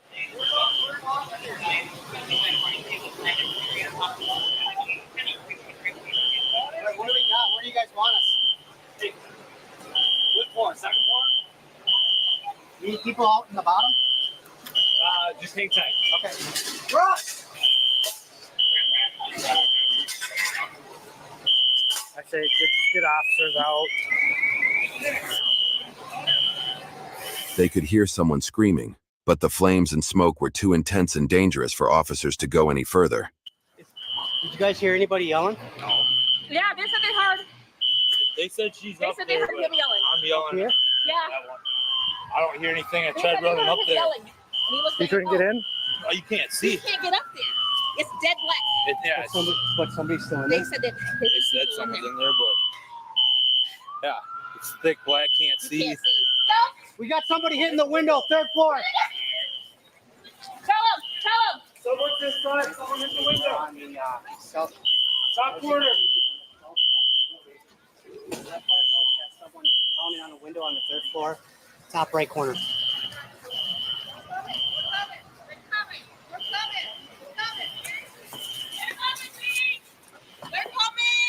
that one up there? He's in the window. See anything?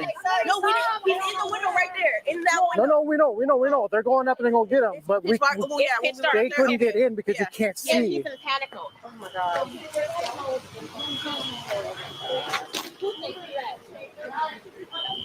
Who's pulling off? And that's the car. A lady and a woman. Heads up, there's supposed to be 2 people that live there and a possible dog. There might be 2 people. There's dogs and there's probably 2. There's 2 dogs over up that property. There might be 2 in there. The rest of the building was evacuated, and by the time firefighters got the blaze under control, the woman inside apartment 8 had stopped responding. As officers eventually made entry, they found her half-burnt body in the bedroom. Initial investigation would reveal that this wasn't just a fire, but the cover-up for a brutal crime. Multiple witnesses had seen an unidentified man in the victim's apartment window as the fire first started. So there's a male and a female. Should be, yeah. There should be a male and a female up there. Witnesses believed the victim was with her boyfriend that same day, and they were heard arguing at the apartment the night before. Shauna was a breast cancer survivor who was continuing recovery from her April 2020 diagnosis, chemotherapy, and double mastectomy. The boyfriend, Melvin Bilbrow Jr., then 41, had gone to Shauna Daniels' apartment 15 minutes before the officers arrived. At the time, Bilbrow was a 4-time convicted felon on supervised release after serving prison time for failing to register as a predatory offender. He was released from prison just 5 months before the fire. His past convictions in Minnesota included attempted second-degree murder of his then-girlfriend and for second-degree criminal sexual conduct involving her 12-year-old daughter in 2008, and for third-degree assault involving another girlfriend in 2019. Police obtained a search warrant for both Shauna and her boyfriend's apartment and found key evidence, a blood-stained pack of Newport cigarettes. Blood on walls. Scissors and a broken knife covered in blood. Meanwhile, in Bilbrow's apartment, more evidence was found.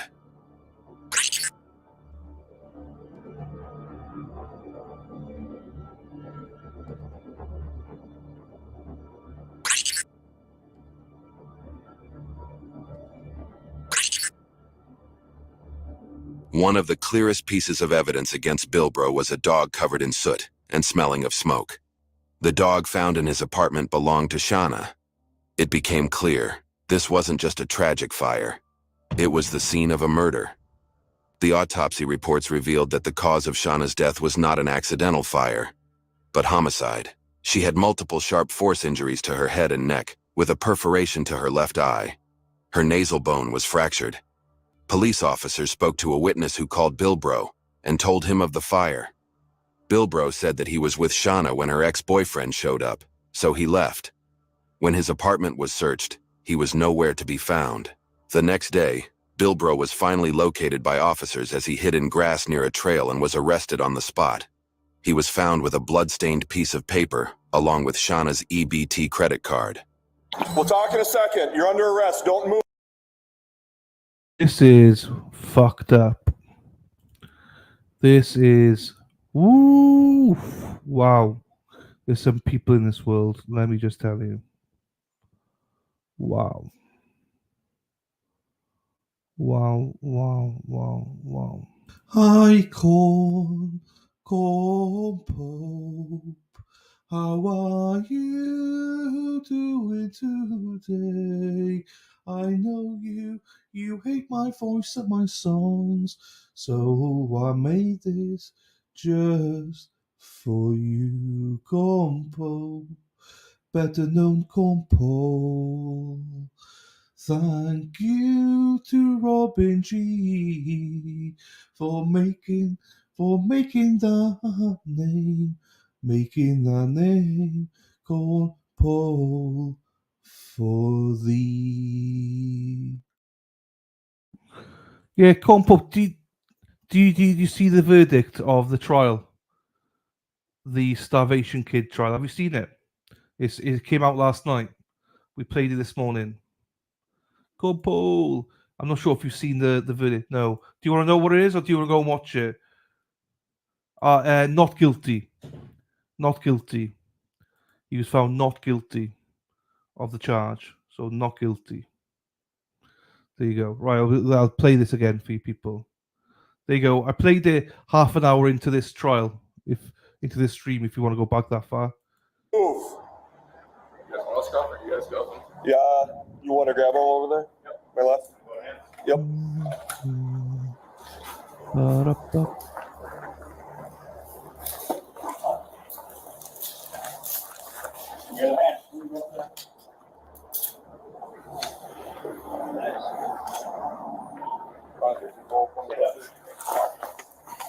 What's your name? Melvin? All right, Melvin. This yours? All right. The in-depth coverage you've seen so far has been made possible because of the support of our sponsors like Morgan & Morgan. We've brought you mind-boggling video of crashes like these for years. But what happens to the victims? Apart from sometimes serious and the death of his girlfriend hours earlier. They win a lot. You can start your claim now by going to hours earlier. Bro agreed to speak with investigators about the fatal fire and the death of his girlfriend hours earlier. So I want to clear up a few things with my partners. I'd like to keep talking with you here, if that's okay. All right. So, like I mentioned before, I guess I'd like to talk about you being on the bridge a little bit. How'd you end up there? I was just there, man. Seriously, I got nervous as hell because all I know was moving on the left side of me and moving on the right side of me. So I was just sitting in the middle so I can watch both sides. I don't know what it was. I just wanted to move when I felt a little comfortable. Because I told you I smoked some weed, I'm really high. Okay. You're quite a long ways away from North St. Paul, I guess. Under that bridge. I mean, the first time. It's a pretty decent walk, I think. I mean, it was like a 10-minute drive for us. I usually jog. So you ran that whole way? No. I usually, when I'm working out, I jog. Okay. So I've been further than that. How long were you on the trail for? I have no idea. I just pace. I don't count time. I don't even count steps. What time did you leave your apartment? I don't even remember. Because I went right across the street. That's why I ran into jail and started smoking weed. How come you didn't stay at the apartment when people were telling you that? Then I called. I'm the one who called. I was making phone calls. So I let them like, look, what's going on? I went back upstairs. I went to the store. I came running back, but I was in the area. You went to the store? Yeah. What store? Holiday. Holiday? Did you buy anything? Cigarettes. Cigarettes? Okay. And where'd you go after Holiday? Right back around the area. What do you mean? What area? Where on the street from my house. Because, I'll come right back down here. So I'm like, wanting to go around. Everybody thought I went in the building and started playing. Like, no.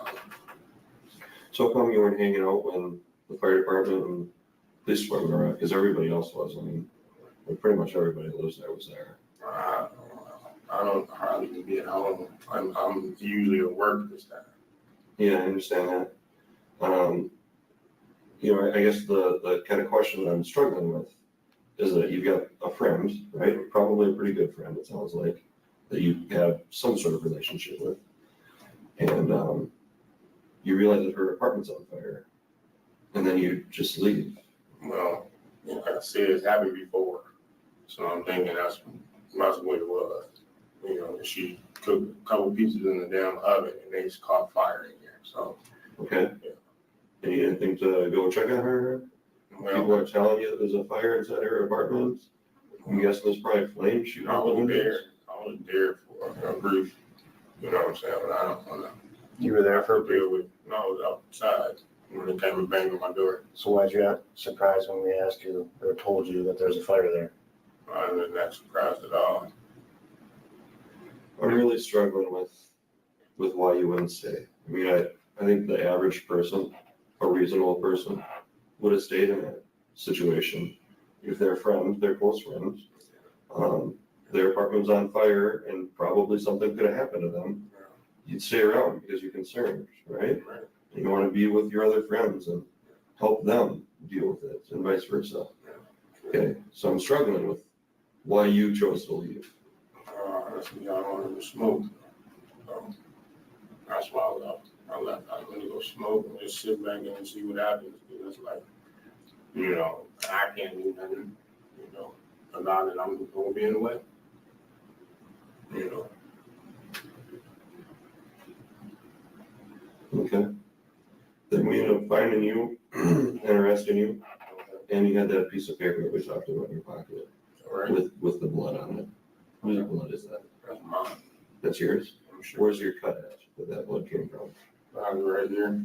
Told you I work with a corrugator at work. Where? Show me where the cut is. Right here. Wait a minute. On your knuckle? Yeah. Okay. I work with the corrugator, if you're ever familiar with that. So that's what, I mean, there's a fair amount of blood there on that piece of paper. So when we test the DNA on it, it's going to be yours? Okay. All right.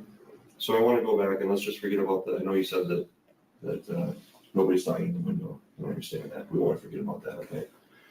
That's really not super important here, to be honest with you. We've got this other evidence that we already discussed, okay? And this other evidence is blood evidence. And like we talked about already, blood is going to show belonging to a specific individual, and that's going to be her blood. The problem that we have is that you have her blood on clothing in your apartment with her dog that's going to have soot on it, and we're going to test that. And we've got this dead woman in her apartment. You see how that's a problem? Bilbro changed his story several times, first saying he was just friends with Shauna, then that they had a sexual relationship. He said he was at his apartment during the fire and walked away to smoke. He claimed he last saw Shauna on August 23rd, then said it was August 25th. While still maintaining his innocence, the investigators held several pieces of key evidence against Bilbro that would soon be submitted to the court. Melvin? All right, Melvin. This yours? All right. Shauna grew up in North Minneapolis and was remembered by friends and family members not only for her courageous battle with breast cancer, but for her outgoing, positive energy, her love of animals, and for her fearless spirit. Family wrote that quote, "Although her life was taken so abruptly, we are so grateful God blessed us with her beautiful presence." In January 2024, Bilbro waived his right to a jury trial and instead opted to have the judge be the sole decider of his guilt.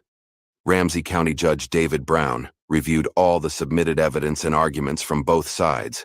He wrote in an 84-page filing that a pattern of continued domestic abuse was proven by prosecutors, and they had proven beyond a reasonable doubt that Bilbro was the one who killed Shauna, set the fire at the apartment, and fled the scene. On February 2nd, 2024, Judge Brown found Bilbro guilty of first-degree murder, second-degree murder, and first-degree arson. He was sentenced to life in prison and remains in custody in Stillwater without the possibility of parole.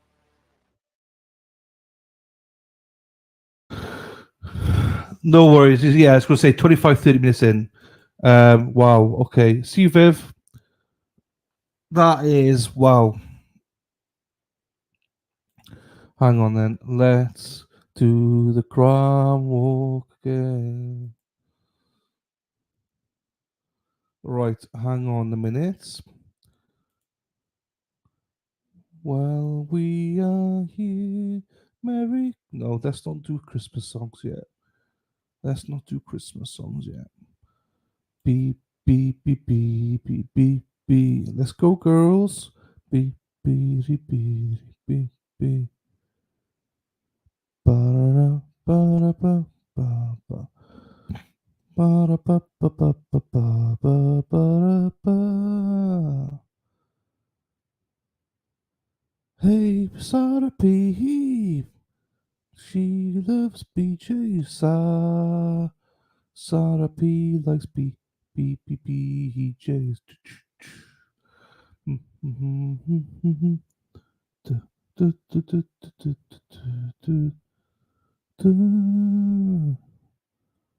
Du, du, du, du, du, du, du, du, du, du, du, du, du, du. No, this is not the way I want it. Where is it gone? Bear with me, people. I don't know where Bill is.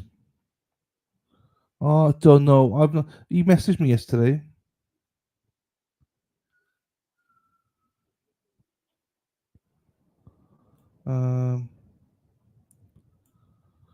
Let me just. Oh, the ad's bad. I've got him as medium. I got him set as medium for the ad, so I don't really understand why the ads would be bad. Like you got three options: low, medium, or high, and I got mine set as medium.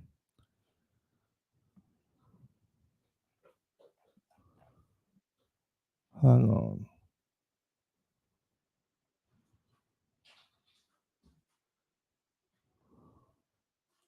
Right. So this is the sad one. This is the Texas mum finds son with murdered woman after he got out of prison. So, oops. Bam, ba, ba, ba, ba, ba, ba, ba, ba, ba, ba. Love and marriage, sorrow, peace, courage. Here we go. This is one of the most horrific, horrible, brutal, senseless attacks that we have seen in a long time. Police in Texas say a woman was brutally murdered on a property outside of Waco, and the suspect's mother actually walked up on this grisly scene. Now the man believed to have stabbed a woman and beaten her with a concrete block is behind bars. We are speaking with her brother about her life, her legacy, and the resolution that the family is hoping for in this absolutely heartbreaking case. Welcome to Sidebar, presented by Law and Crime. I'm Jesse Weber. 36-year-old Richard Tanner Osment is locked up in McLennan County, Texas, after a vicious crime, a manhunt on horseback that ended in his capture. And authorities say it all happened within 6 months of Osment being released from prison on parole. On Saturday, September 21st, deputies responded to a home in an area called China Spring. A woman told the deputies that she had walked out of her home and saw her son, Richard Osment, near an RV that he had on her property. And the report says that she told the deputies he was, quote, very sweaty, and when she tried to walk around him, he apparently stood in her way. That is when the woman says that she saw a person's foot poking out from behind the RV and discovered a severely wounded woman who police identified as 38-year-old Michaela Brooker, also known as Michaela Covey. When the woman asked her son, "What have you done?" Osment reportedly replied, "She tried to stab me," seemingly referring to Michaela. McLennan County Sheriff Parnell McNamara recently spoke about some of the details at a news conference. This is one of the most horrific, horrible, brutal, senseless attacks that we have seen in a long time. It never should have happened. This guy that we believe committed this crime, this horrible, brutal murder, was sentenced to 40 years in 2024. He served approximately 10 years and was paroled out, and then committed this horrible crime. He never should have gotten out, but he did. And so he's been charged with murder. And I just want to thank, like I did before, all the agencies that assisted the McLennan County Sheriff's Office in capturing this low-down scum. And so I want to thank all of these guys standing up here. And I'm not sure what else to say. It's a sad situation. Anytime you see somebody paroled out early like this and then they commit this kind of crime, it's senseless. It didn't have to happen. And this was so brutal. You can only imagine what this young lady went through during this attack. Now, just to clarify, the sheriff misspoke there because Osment was sentenced to 40 years in prison in 2014, not 2024. He was paroled earlier this year after approximately 10 years behind bars. And speaking of which, here's what we know about Osment's criminal history. This is from local reporting. Apparently, he was convicted of aggravated sexual assault at the age of 16, and then 3 years later was arrested on a felony terroristic threat charge. This is according to KWTX. Then, when he was 25, he was arrested for taking photos outside of an elementary school and was charged with failing to register as a sex offender. And during that investigation, Osment apparently admitted to participating in several burglaries, and so he was sent to prison. And then, of course, as I mentioned, James, thank you, James. Thank you, my friend. I know Mexi has that effect on people. Most people leave when Mexi comes in. But thank you, James, for the super chat. I really appreciate that. Thank you, my friend. Laters, everyone. Have a great day. Great show, Dylan. Thank you, James. Thank you, my friend. Slauncher. There you go. Why do you have this reaction on people, Mexi? You come in, people leave. What's going on? But I love you, Mexi, so it's fine.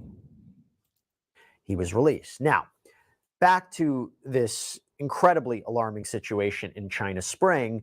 The relationship between Osment and Michaela is unclear at this point, but the sheriff says they did in fact know each other. Osment's mother ran back to her home after finding Michaela. Osment's father reportedly called 911, and when first responders got there, they saw the suspect allegedly running away from the property. Michaela was flown to a hospital where she died. A manhunt involving multiple Texas agencies got underway around the property, with law enforcement fanning out with a helicopter. There were canines, there was a horseback, and after a 10-hour search, Osment was spotted only about 100 yards from the RV, neck deep in a tank of water intended for wildlife or livestock. Rhode Island's on fire. Deb's hair is on fire. Yeah. Hi, Deb. How are you, my darling? JJ and I have a love-hate relationship, but like we do. Like, I love you, you hate me. Is that the same thing? Our officers here was the one that found him, Officer Deputy Falcone, and if you want to step up and just kind of explain. We were horseback riding along the tank when I was able to see from his neck area to the top of his head. He was hiding under a tree limb that was on the water. Was able to see when he shook his head and the water splattered. At that moment, I told him to stay still until we got officers, TDC behind him. He tried to submerge his head back in there, told him to get up. I had him at that moment, we had him at gunpoint until TDC was able to surround him along with some of our SWAT members. Once he was fully standing up, TDC was able to give him commands to approach them. And at that moment, he was apprehended. Such a sad case. Such a sad case. And look, I hope you guys know that it is really our privilege to be able to bring you these stories, to bring light to what's going on. Now, you can click our link. That's who I welcome to Sidebar right now. Roy Covey, Michaela's brother. Roy, thank you so much for coming on. And let me just start by saying I am so sorry for your loss. I'm so sorry for what you and the family are going through. And I know this is a really difficult time, but I appreciate you taking some time to speak with us. Yes, sir. Thank you for your condolences. Let me start off. How are you doing? How's the family doing? Again, it's unimaginable what you guys are going through right now. I mean, everybody's doing as expected. It's a rough time for everyone, you know, trying to transition to a life without her. It was tragic. You know, everybody loses somebody, but not in the way that this has happened. So it hits a little harder, I feel. Yeah, no, of course. And how's Michaela's son doing? My understanding is you and I believe your father are taking care of him right now, right? Yes, sir. He's still going to school. You know, the town where he goes to school has been super supportive. You know, you can only imagine how it feels to lose your mother. But day by day, I feel like everybody's just taking it day by day, including him. Does he have an understanding of what happened? I don't think he knows exactly, you know, the details of everything. He knows that she was murdered. I mean, it's hard to keep that from him. Everybody on the news is talking about it and in the town, but he doesn't know the details. And I don't think anybody really knows the exact details. We have more of an idea of how it happened than we've let him know. Has that been very tough for you guys, the amount of attention that's being brought to this? Or have you also seen an outpouring of support from people online in the community about this? Very, very tremendous amount of support. It is, you know, everybody wants to reach out and offer their help, offer their, you know, their ear to talk to. Not a whole lot of time just to sit back and grieve. And let's go. We'll maybe get back to that. Rhode Island, yes, not guilty, not guilty. Sorry, people. I wanted to show you this because Boston, you're all Boston. I wanted to show you this. I'm not sure if you know this case or not. Marshfield. This is in Marshfield, people. I can't play it all because I'll play a little bit of it. Hang on.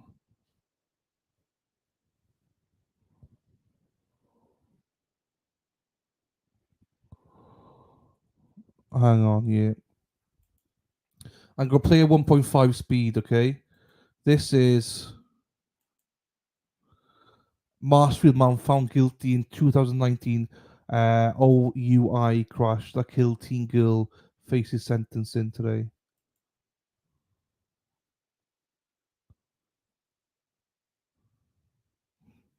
So let me play this for you.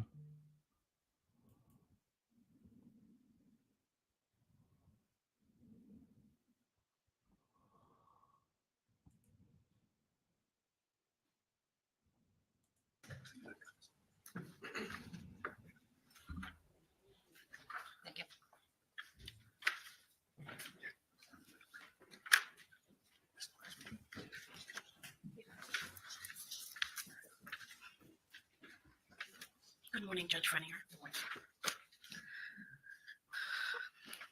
I'm sorry, I've written and rewritten this so many times, and I still don't know if I'll ever be able to say everything I want to say. My name is Elizabeth Sisserson. My world changed the day that Claire was killed. I don't recognize the person I am today versus the one I used to be.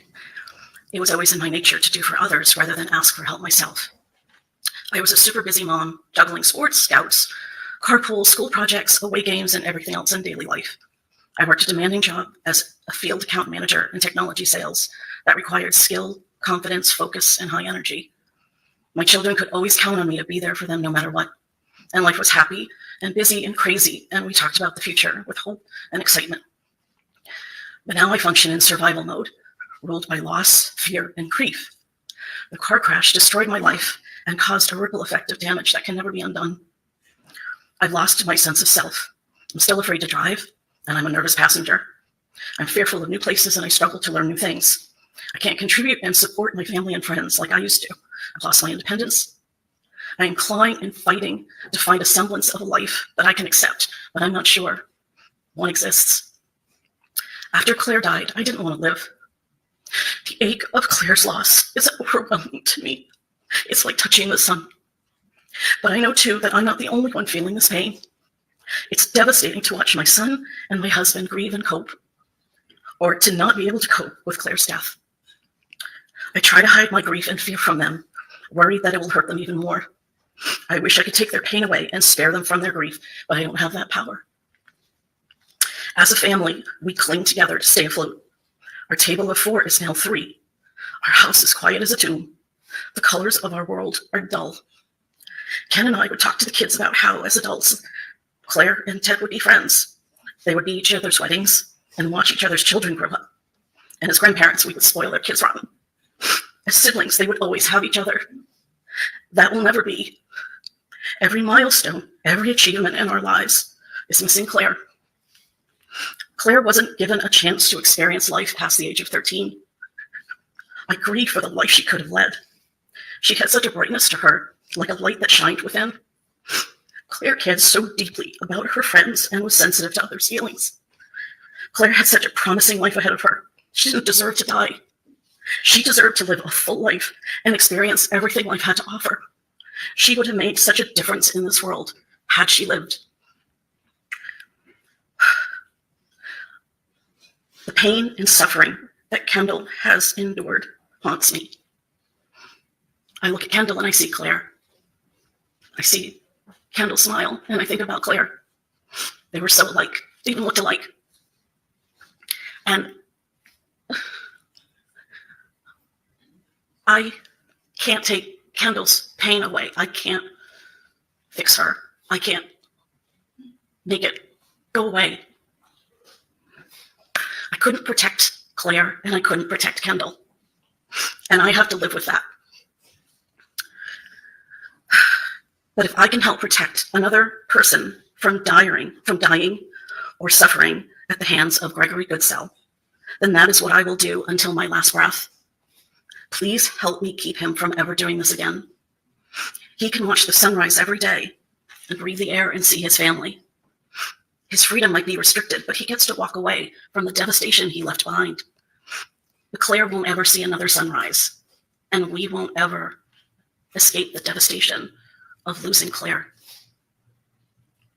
Thank you. Thank you for listening to me, Your Honor.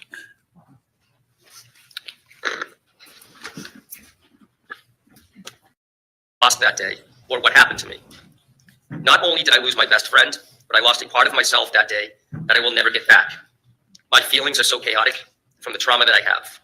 I can randomly get mad at something or someone or get sad. I was not at all like this before the crash. Every year on December 29, I sit in my house with my family because there's a fear that if I go out in the car that day, something will happen. Standing up for the first time after being bedridden for so long was a pain that is unimaginable. It felt a stabbing pain. I felt a stabbing pain behind my knees. In the hospital, I have a very specific memory that I will never forget. My therapist brought me back into my hospital room and brought me to wash my hands. She made me stand up so I could practice that routine again, even though it was so hard. When I stood up, there was a huge horizontal mirror staring at me. And that is when I saw the new me. I saw the very pronounced scar on the right side of my face and under my eye. I saw the feeding tube coming out of my nose. I saw how injured my eye was. I just stood there speechless, nothing going through my brain, having absolutely no idea how I even looked like that. Emotionally, I think about something that I know I shouldn't, but I really can't help myself. What I could have done to prevent this from happening to us. I could have just gone to the bathroom before we left the house that day, or taken a little longer to get ready, and that could have probably prevented all of this. I could have prevented my own pain and hurt, my family's hurt, Claire's pain and hurt, and the whole community's hurt. I could have saved Claire's life if I was just a minute late to everything I did that morning. Socially, people can tell I have scars. The beach is where I feel it the most. I'll get random questions asking what happened from random people in random places. At those times, I freeze up and get extremely insecure, and eventually say that I don't feel comfortable talking about it. Claire was my best friend, the sister I never had, and my twin. If I needed anything, Claire was always there for me before I even realized I needed someone. I'll never take the times I had with Claire for granted. I will now know and forever keep them so close to my heart. It is so extremely hard to process that Claire is gone. She deserved so much more out of life. On behalf of Kendall Seymour Teller. Thank you. Well, Mr. Sisterson, please come up. I'm just going on the list. If you want to go in the order, that's fine too. Thank you. Okay, when I'm done with my speech. Okay, thank you. Honorable Judge Frenier, my name is Theodore Sisterson, and I am Claire's brother. Today I'll be reflecting on the time that has passed since my sister's death. I was 17 years old when Claire was murdered, and I'm now 22. I was a junior in high school, and I'm a senior in college. College has limited my time spent at home with my parents, but I visit when I can. And when I do, I take the opportunity to visit Claire's room. Her room has remained undisturbed since the crash, frozen in time. Claire's room floods me with memories, so I sit in her bed and I remember what life was like when Claire was alive. At 17, I was deeply struggling for other reasons, and Claire and I weren't the friends we should have been. Despite our bickering and not getting along, Claire had my back. I'm not sure if she understood what I was going through at only 13 years old, but I could say for certain she loved me with all her heart. Dad always said we were going to be the best friends someday, but I couldn't believe him at the time. I have since overcome those other struggles, and it always taught me that I did not do so sooner. We would have been best friends today. On December 29th, 2019, my family did not just lose my sister. We lost people that we were supposed to meet and children that were supposed to be born. There was a man out there that was supposed to fall in love with Claire. That day, I also lost the parents that I once knew. My mother was a high-octane, successful saleswoman, and my father was an energetic go-getter with many hobbies and passions. They are no longer the people they once were, fractions of their former selves, just doing their best like I am. The night Claire died, I made a decision to convince my parents that I was okay no matter what. My concern for them far outweighed my concern for myself. The less they had to worry about me, the better. And to this day, I've pretended to be okay, doing the best I can to make them proud and validate that they raised me right. I was so worried about them.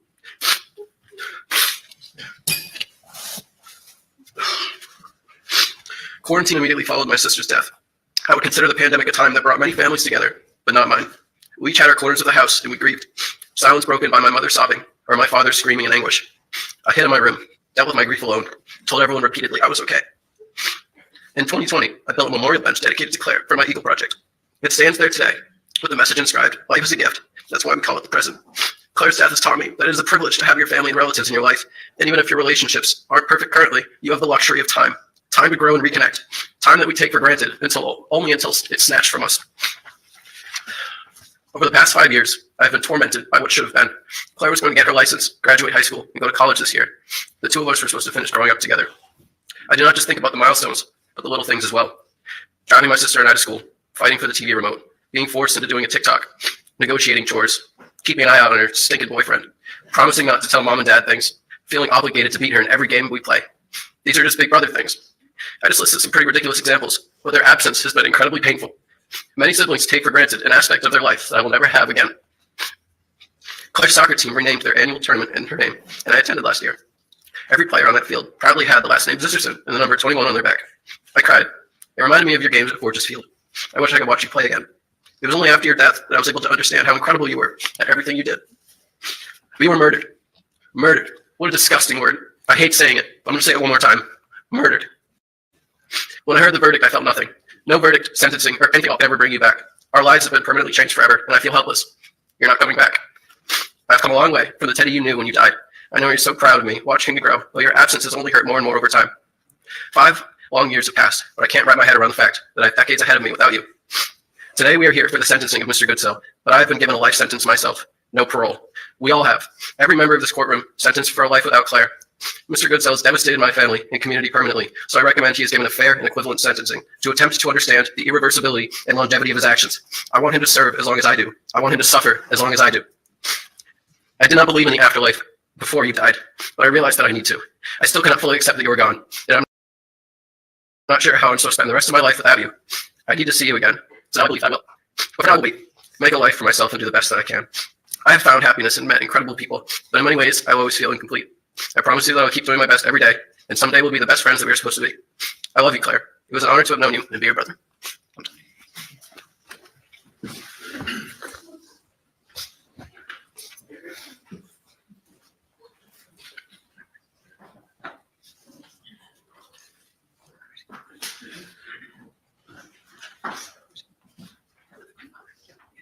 Howard, okay.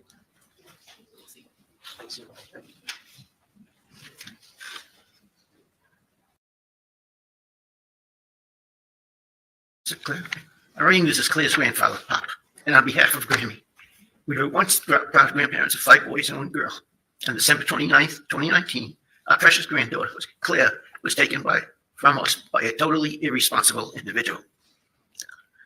I grew up very close to my grandfather, often considering him my best friend. My son also shared the same feelings with his grandfathers. My goal was to have similar relationships with my grandchildren. When Claire was murdered on December 29th, that critical relationship was taken from us and many other people. All we have left is the many good memories of Claire. When she was younger, Claire always enjoyed playing catch, coloring, and playing games with Grammy and me.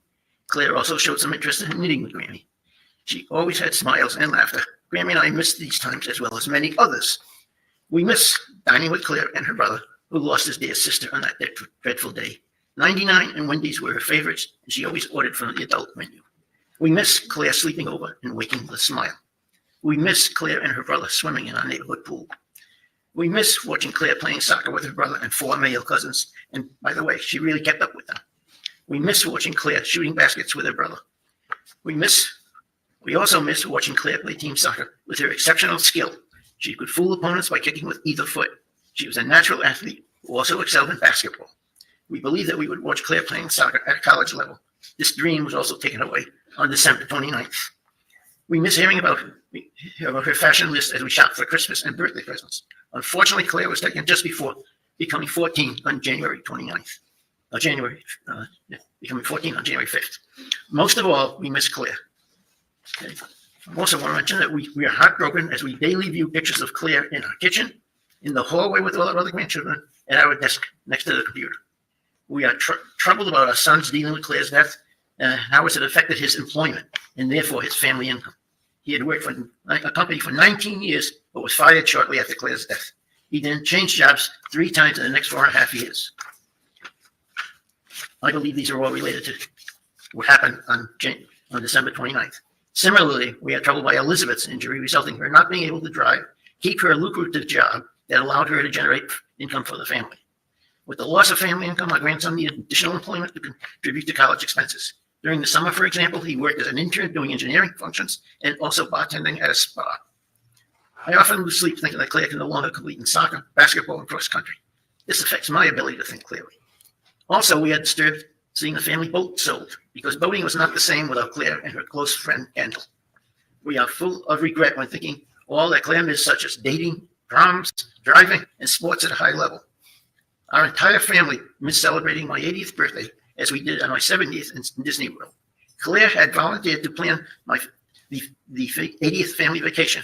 However, none of us wanted to celebrate after Claire's untimely death. We have fears that the defendant is being released too early and harming our family, the Z motels, and others seeking revenge. Again, most of all, we miss Claire. Thank you, Judge.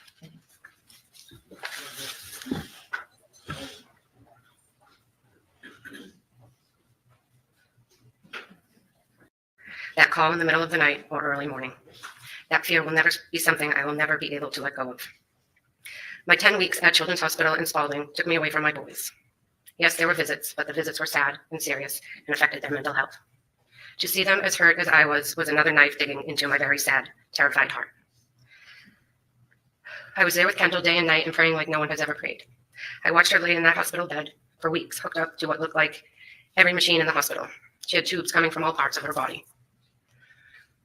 When she woke up and her brain started to process, she wondered why she was getting cards from so many, but her best friend hadn't sent one. That was one of the hardest things I had to do as a mother. I had to tell Kendall Claire was no longer with us. Eventually, I would watch Kendall's recovery. I would watch her relearn to swallow, relearn to speak, relearn to eat, and relearn to walk. Gary and I would take dinner breaks and step away from Kendall's bedside. We would be in the cafeteria. I remember repeating over and over that I wanted to wake up from the nightmare. Luckily, and thank God we did. I wish we all could have woken up from that nightmare. Our hearts will forever be broken for the Zisserson family. And for my girl, I will continue to pray hard that she has a long, healthy life. Thank you.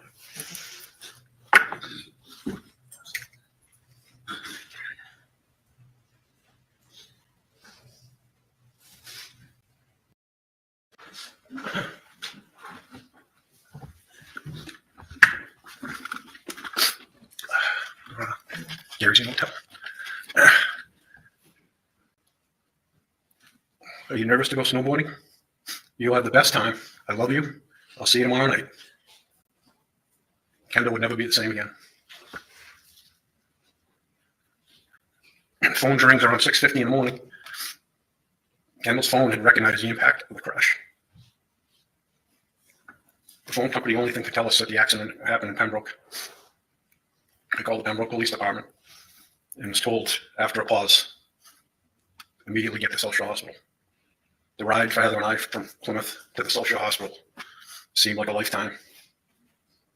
When we got out of the car in Weymouth at Social Hospital, the only thing we were showing was Kendall's earrings and necklace. Otherwise, she was unrecognizable, laying in bed with what seemed like 1,000 people around her. I remember being in the back of Social Hospital and one of the ambulance drivers hugging me and saying, "I'm so sorry." At that point, I thought Kendall was gone. An hour or so later, we were off to Children's Hospital. She had survived that hour. She survived for the first 3 to 4 hours, and we were told there'd be 2 major surgeries to help her survive and live through the night. Heather and I were sent to a tiny room at Children's to spend the night hugging each other. 4 hours went by. Any second, we were waiting for the phone call saying she was gone. She survived the first major surgery, having her hips completely rebuilt, her pelvis.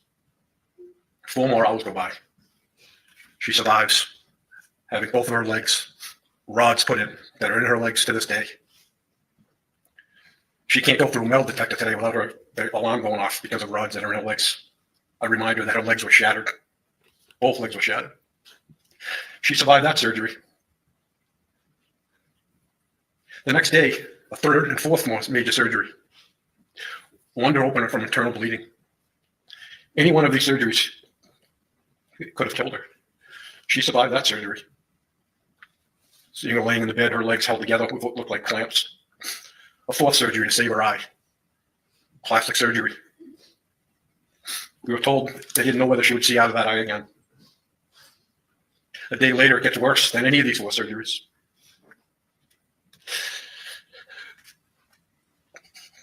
Doctors tell Heather and I that you're going to see Kendall's brain swell for 3 to 4 days. You're going to watch the numbers climb. And after those 3 or 4 days, the numbers will either continue to climb, and that'll be it, or the 4th day, the numbers may start coming down.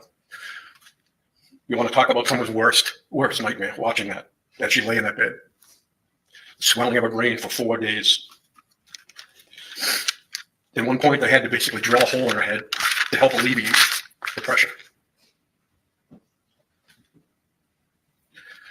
I would have jumped in that bed in a second to replace what she was going through. And then we meet with a neurologist, and they're told, they show us a picture of her brain. They had no idea what her condition was going to be, when or if she woke. This is a pain no parent should ever go through.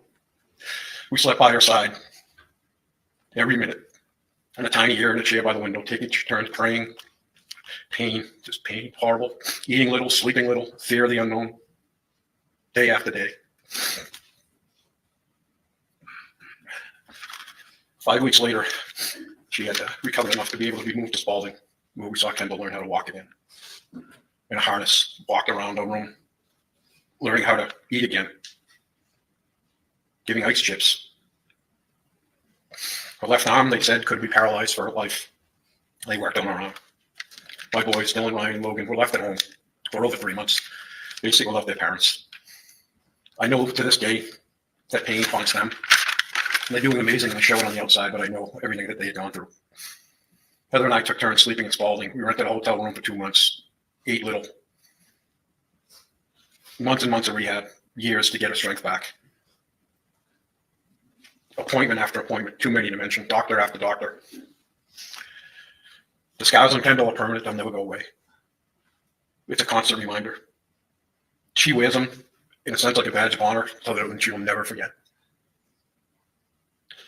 My family is scarred for life. Kendall has scars, but we are all scarred from this senseless tragedy. The tentacles of this have spread wide. The town of Plymouth has been amazing. The fear that we have lived with, our lives have changed forever. I've seen the pain like no other. I've seen what the citizens have gone through, what we've gone through. No family should ever have to go through this. It's undescribable. Thank you, Your Honor.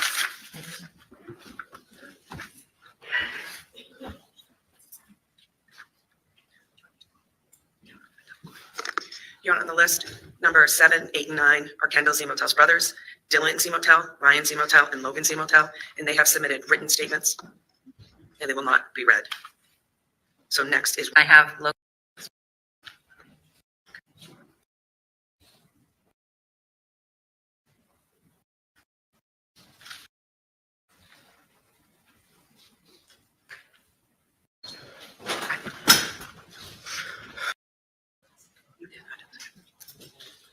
No, that was the aunt and uncle.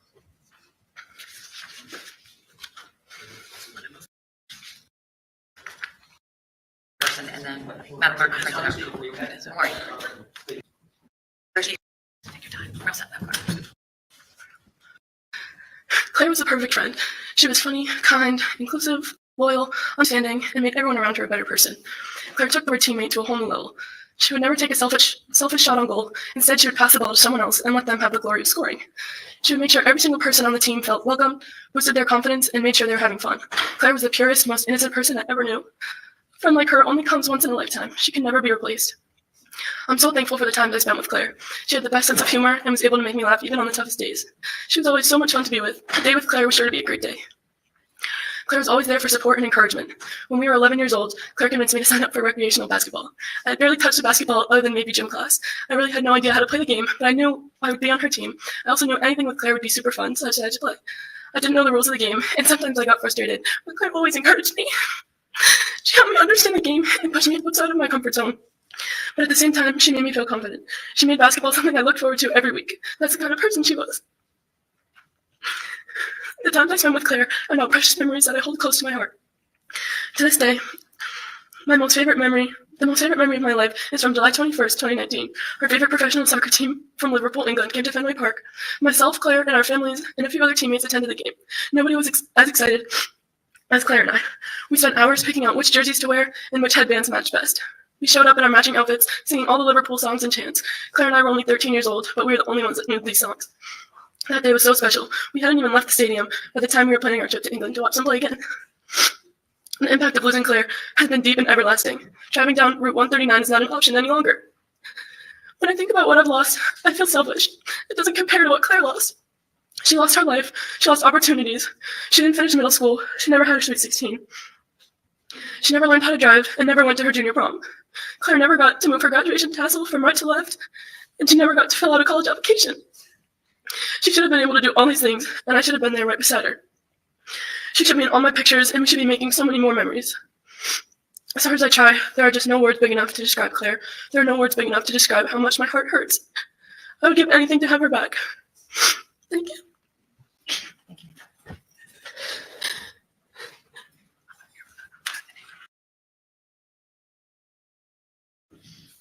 Darling, empathetic, positive, helpful, happy, and full of delight. Whenever I feel low or upset about something, I always pull upon Claire's beautiful smile and think of her essence of happiness to help me through. Thank you.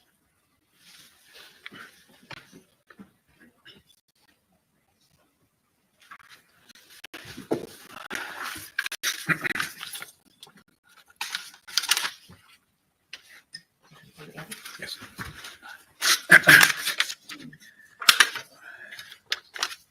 Morning, Judge. Honorable Judge Frenier. My name is Andrew Lifka. I am Claire's uncle. My daughters Liz and Emily were Claire's first cousins. My wife Laura is Elizabeth Sisterson's sister. The impact of the loss of Claire has been so broad and deep. I'm going to speak about it in terms of the individual, family, community, and psychological impact. First, I want to recognize the court, Commonwealth District Attorneys, and the Friends of Sisterson and Zemotel families. The steadfast, intelligent, and caring dedication of the district attorneys cannot be overstated. I want to especially call out the bravery of Kendall Zemotel for the courage that she demonstrated in testifying during this trial. This young lady has been through hell and has worked hard to heal and to get herself into college. After living through the crash and the loss of her best friend, as a father, I can understand and even admire how Mr. Goodself's father was here every day to support his family. I am perplexed as to why the Goodself family would want all of us to relive this worst tragedy of our lives. Finally, I want to thank the Massachusetts State Police and the Pembroke Police Department, as well as all of the first responders.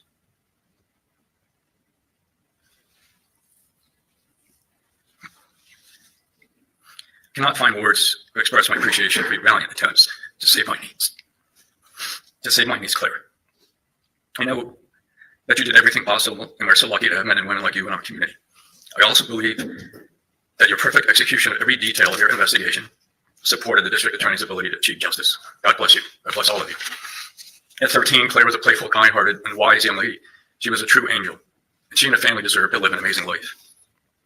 Prior to her 14th birthday, she was murdered by a driver that had at least 3 illegal substances in his system prior to driving his work truck into the side of Elizabeth Sisterson's car. The driver had numerous prior motor vehicle and other legal issues and made comments on social media about how much he and others would drink and party at the upcoming highway safety Christmas party. I'm relieved that justice was served and that Gregory Goodsell was held responsible for his actions and will not be able to make these incredibly bad decisions in the future. I'm not aware of Mr. Goodsell's ever expressing remorse to or about the Sisterson and Zemotel family. Your Honor, I respectfully request that you ensure that Mr. Goodsell is never again able to harm innocent people in the community. While we cannot bring Claire back by keeping Mr. Goodsell incarcerated, we will save other families from what the Sistersons and Zemetels have been through. Mr. Gregory Goodsell, I call on you to find a way to honor Claire Sisterson. Learn about her and do something that demonstrates remorse for taking this innocent life. This is the least that you can do to atone for the sin that you have committed with your reckless behavior. The Plymouth community lost a 13-year-old Angel, who was a great student, the best and kindest friend to dozens of her peers. She was popular, active in sports, and an honor student. The communities have rallied behind the Sistersons and Seamotels in ways that are too broad and too deep to describe here today. The impact is one of remorse, sadness, and for many in law enforcement and first responder communities, the guilt that they feel for not being able to save Claire. A key point of impact is that the experience by the first responders that will never forget this horrific crash. They hold themselves responsible for saving lives and feel that they should have saved Claire. Many now and in the future require support to assist them with living a normal life, a life that they so deserve. My two daughters were close to Claire, and we all felt that true sense of family. Our collective children grew up not only knowing their cousins, but by being together for so many family events, they bonded. They experienced and have not lost those fun times, the good times that we all hope for in our lives. I believe that my daughters are coping in their own ways and are receiving the support that they need to try to make sense of the loss of their cousin. My youngest daughter cannot even speak about this crash without extreme anger. Soon after we lost Claire, my nephew Ted, who was an Eagle Scout, built a beautiful mahogany bench which sits overlooking the soccer field at the Rising Tide School in Plymouth. This bench honors Claire with an engraving that reads, "Today is a gift. That is why we call it the present." Ted has been our rock through this horrific ordeal. However, the impact on him is forever, as he lost his best friend, his amazing sister Claire. I have watched the impact on my courageous sister and brother-in-law. The crash created a medical nightmare for Elizabeth Sisterson, who has permanent disability, from Mr. Gregory Goodsell slamming into her car at 67 miles per hour. My brother Ken is a strong, smart, extremely capable man. Ken and Elizabeth are tormented by the loss of their precious little girl.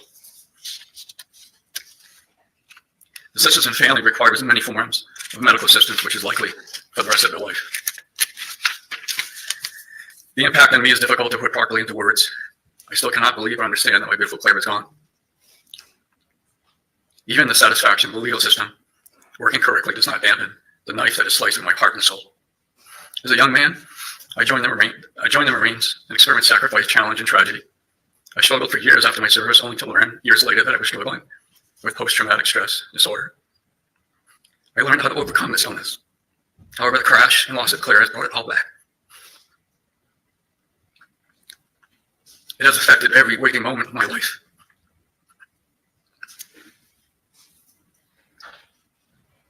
It has impacted everything I do and the way that I interact with everyone that I meet. I have a caring set of providers who are helping me, but I only want two things. I want Claire back, and I want to ensure that no family ever endures this indescribable pain.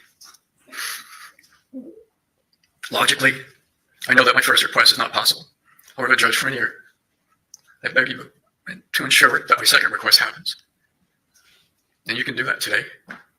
Your Honor, please recognize that the impact I've described is only a fraction of the total impact experienced by the crimes committed by Mr. Goodsell.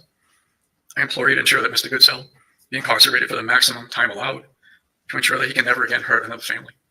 Respectfully. Thank you, Judge.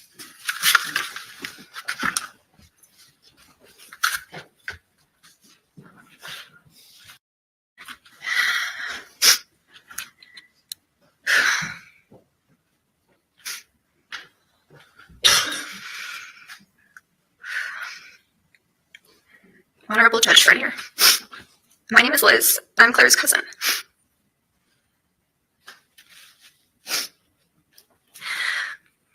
Claire and I shared a bond that transcended our 15-year age difference. From the time she was born, we were inseparable whenever we were together. We would laugh, play silly board games like Pretty Pretty Princess, and snack on peanut M&Ms. In almost every picture of us, you can see it. We're clinging to each other, overflowing with love and joy. I was her big cousin, and she was the light in so many of my days. When my dad told me about the accident and that Claire wasn't going to make it, all I could say was, but she's just a kid. That thought has stayed with me ever since. Claire was only 13, just days away from turning 14. We often hear the phrase, they had their whole life ahead of them when someone young dies. But now I feel it instead of just hearing it when someone says that. When that statement is said about someone you love, someone so young, it stops being just words. It becomes the crushing reality you're forced to live with every day.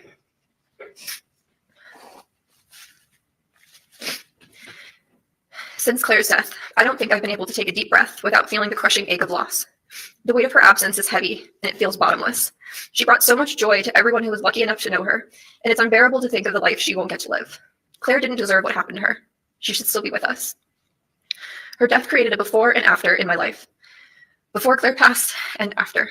Losing her didn't just take my cousin, it took away the future we were supposed to share. The moments we'll never experience together. I will always carry the weight of her loss, and I know it will never go away. There's no closure in situations like this. No amount of healing will ever balance out her death. Grief doesn't leave you, you just grow around it. But that pain is always there. I hope this court understands the enormity of what was taken from us, and from Claire. Not just a life, but a future full of possibilities that will never be realized. I beg the court to protect the world from Gregory Goodsell. Mr. Goodsell has been my boogeyman since the moment I learned of the accident. I see him in every white truck I pass while driving by white Subaru. He murdered my cousin and took everything from my family. Kendall Zemotel should get to live her life without the fear that Gregory Goodsell is out in the world. She has a strength that none of us will ever come close to knowing. She deserves peace for the rest of her life. I personally have never met Kendall, but Claire loved her, so I love her.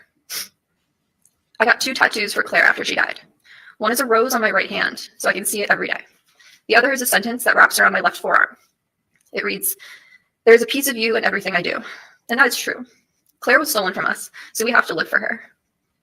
But it really hurts. Please keep my family safe, and please keep the world safe. We've already lost too much. Thank you.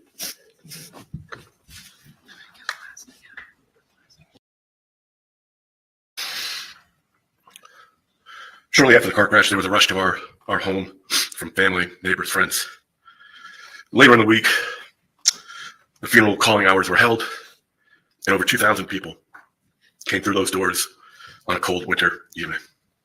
I remember Claire's friends, classmates, teammates, and cousins coming through the line with the same look on their faces, shock and dread.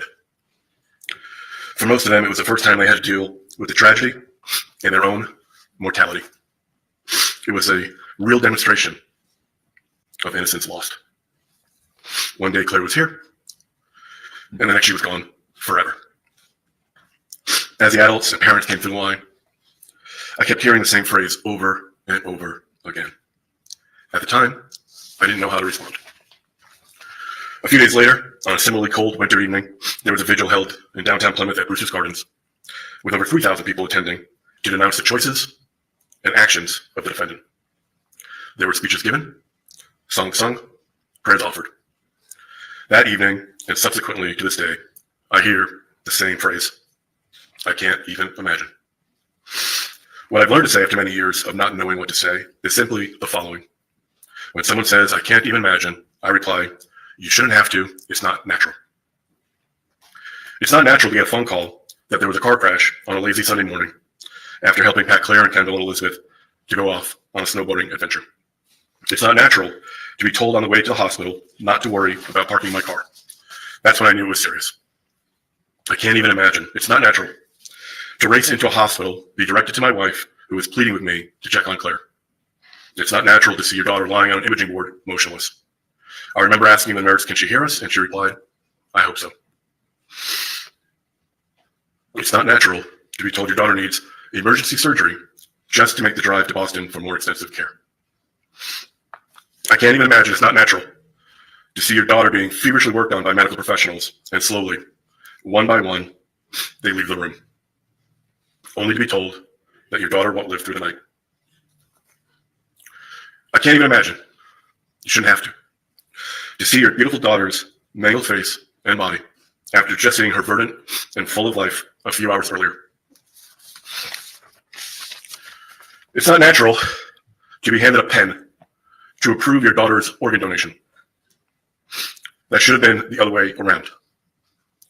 It was a symbolic moment that all hope was lost and Claire was not coming home. It is the worst memory I have of everything I have and will describe. I can't even imagine. You shouldn't have to. Watch your daughter's last breaths as the hospital slowly allowed her to pass away from her injuries. During that time, we had to endure watching our beautiful daughter spit up reddish-brown fluid that the nurses diligently would wipe away. I can't imagine. You shouldn't have to. Hear the confirmation from the hospital staff that, in fact, your daughter is dead. I can't even imagine. You shouldn't have to. Driving away from the hospital after those 14 hours of hell. The chemicals racing through my brain were unlike anything anyone should ever have to experience. I can't even imagine. You shouldn't have to hear that the car crash was caused by a drunk driver. I initially thought it was an elderly person who pressed the gas pedal instead of the brake. To hear that someone was drunk at 6:30 in the morning is not something I even fathomed. The emergency personnel knew before I did and tried to warn me about what I was about to find out. Shock has a weird way of bending the logical thought process. I can't even imagine you shouldn't have to, all these years later, to be still terrified to go to sleep, knowing the nightmares are coming. Every night, over and over again. I can't even imagine you shouldn't have to accept the graciousness of an entire community.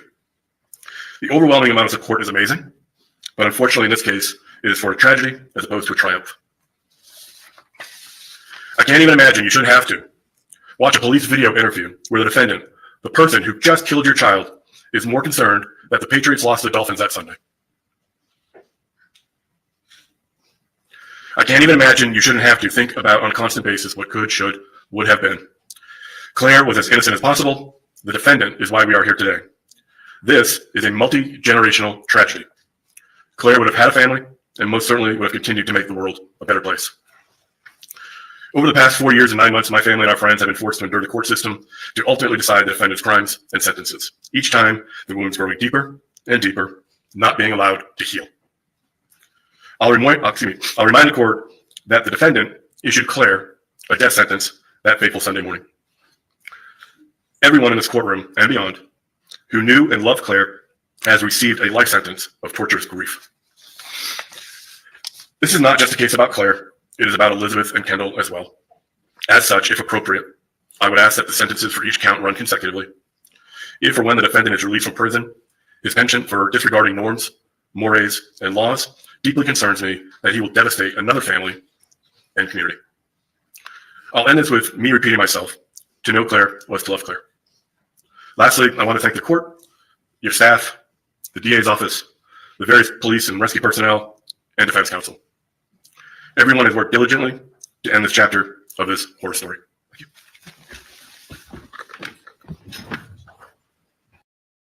With regard to the overall sentencing recommendation. Resources available to it, and I sincerely ask the court to apply them and issue a just sentence as recommended by the company. Thank you. Right, Colin?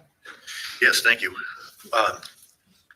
And by the way, you can proceed in either way. You can argue, and then the defendant can argue, or he can argue, and you can argue. Actually, given the nature of the victim impact statements, I'm glad Your Honor has given my client that opportunity. I think some of the questions some of the victims had articulated may be answered, and I think it'd be appropriate that Mr. Goodsell address the court at this time. I've asked him to address you directly as to not cause any discomfort of the family, of him looking at the family. Right, that's appropriate. Please, Steve. For the amount of pain that I have caused, both emotionally and physically, how could I possibly think saying sorry for my actions that morning are good enough to anybody involved in this? Involved in this absolutely devastatingly tragic accident. Because of my out of control mindset and chaotic behavior that entire night, a young lady with a bright future ahead of her is no longer alive. Because of that morning, another young lady and a very caring mother have suffered horrible life-affecting injuries, physically as well as mentally. Because of that morning, a close-knit community has been affected emotionally from such a horrible event happening to such good, innocent people. And because of that morning, I will most likely never see most of my family ever again, and my 6-year-old daughter Avery has to grow up without a father. Nobody should ever have to attempt to live through the pain that I've caused to all these people through my careless, destructive behavior on the morning of December 29th, 2019. If I could go back to that day and die instead of Claire, I wouldn't a heartbeat. Unfortunately, I can't do that. Unfortunately, I did choose to go to that party that night, knowing it was probably a bad idea, and I allowed myself to become completely vulnerable to any situation that arose. Because of that decision, I shamefully take responsibility for my actions and can hold nobody accountable except for myself. I have attempted to get the mental health help so badly always needed, and have taken as many classes and programs as I could to try to become a better man. The constant nightmares, never able to sleep because of what I did that morning. That is something that I will carry with me for the remainder of my life, knowing that the pain my actions caused Every morning I try to look at myself in the mirror and I ask myself, is there any way that I could ever possibly be the type of adult that I want my child to grow up to be? No matter what I do in my life, that answer will always be a hard no because of what I did that morning. This is the worst possible nightmare, as well as lesson of my life. And now all I can do is try to help other people who are dealing with similar issues than I was with mental health and addiction problems, and try to help guide them to get the help they need before their path leads them to the same nightmare of a life as my path led me. So am I sorry? There are no words to describe how I feel for everybody affected by what I did. Sorry is the biggest understatement of my life. And I sincerely apologize from the bottom of my heart to the Zisterson family, the Zematel family, the community, the first responders involved, my family, and anybody else affected by my actions. Not a day or night goes by that I don't get on my knees and pray for everybody involved. God bless you all. Thank you, Your Honor. I did make a submission. I know Your Honor's read it. In response to some of the victim impact statements, as you are aware, Your Honor, I've only been on the case about a year. I first met Mr. Goodsell a year ago, October of 2023. I've seen him probably at the jail a dozen times or so. He has always been extremely remorseful for his words. We talked about is the remorse he has and the pain. You have his background. He comes from a family of alcoholics on both sides, multi-generational alcoholics. I'm just going to the sentencing. I'm not interested in hearing what he's going to say about how remorseful and stuff like that. I just go into the sentencing. We are returning to the matter of Commonwealth Mr. Gregory Goodsell, all parties present in the forum. You're standing. Call for sentencing. All right, thank you.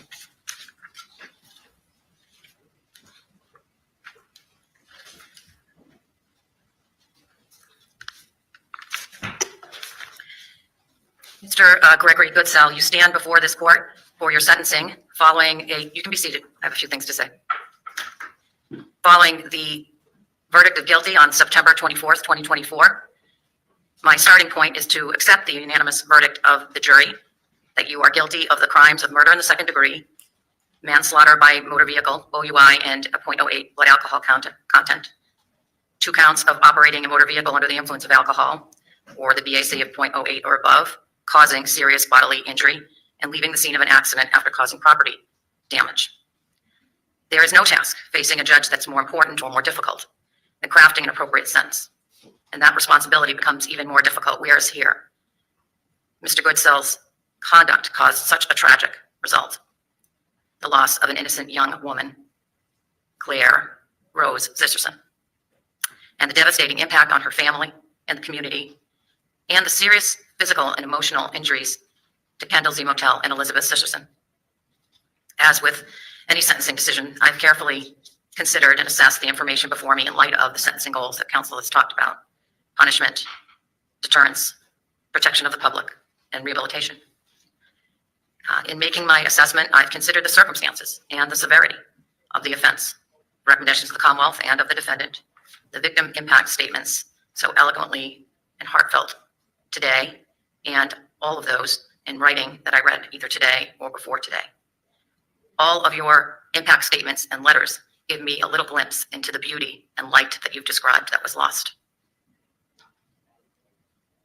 I've considered the defendant's lack of any criminal history. I've also considered the sentencing guidelines, which, as I mentioned, were established by the Sentencing Commission, created by our legislature, and that consists of people on all sides of the case: prosecutors, defense counsel, public safety, and correctional officials, as well as victim witness advocates. While not mandatory, these guidelines were designed, among other goals, to promote consistency in the sentencing process and in our judicial system. It's my responsibility to consult my own conscience, exercise my discretion in order to punish Gregory Goodsell justly. Judicial discretion does not commit to the court to assign a value to a victim's life, because every human life is incalculable. Judicial discretion does not permit me to render a sentence out of emotion or a public desire for vengeance. I've considered the life of an innocent, remarkable bright light, Claire Zisterson, a 13-year-old girl, beloved by her family, a compassionate and kind friend, who was taken because of your criminal conduct. As I said, the written and oral statements by the people that spoke and submitted letters portray enormous grief, sense of loss, and some anger that resulted from Claire's tragic death. The Sisterson family, Elizabeth, Ken, Teddy, lost their beloved daughter and sister, and the Plymouth community has lost its beloved neighbor, uniquely special friend, and teammate. Again, it's clear to me after listening and reading to the victim impact statements that Claire brought tremendous joy, laughter, and compassion to her family and really to all the people that she came in contact with in her short life. I'm sure that nothing I say and no sentence I will impose today will lessen the grief of Claire's family, and so many others have endured and will continue to endure. I have also considered that the crash that ended Claire Sisterson's life also caused life-altering bodily injury to Elizabeth Sisterson and Kendall Z. Motel. Claire's family understandably has asked that this court punish Mr. Goodsell to the fullest extent allowed for by the law. While the penalty range for murder in the second degree is life in prison, it carries with it the possibility of parole after 15 years. Thus, at 36 years old, if paroled, Mr. Goodsell might still have the opportunity to lead some productive life, all the one forever burdened with the horrific results of his intentional behavior. That, I am sure, seems unfair to Claire Sisterson's family and friends. While I'm respectful of your feelings, I'm also mindful that the court should not and will not impose a sentence based on emotion.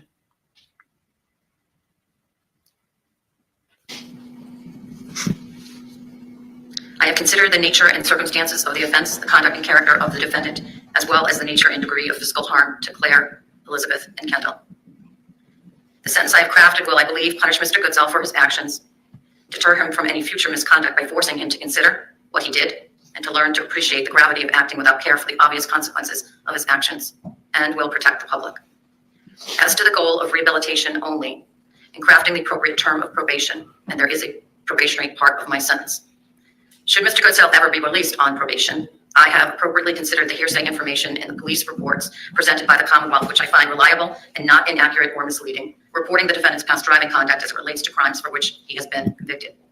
Again, I have considered this reliable information only for the purpose of crafting probation conditions. I specifically state I have not considered that information for the purpose of punishment or sentencing on indictment 01, 2, 4, or 5.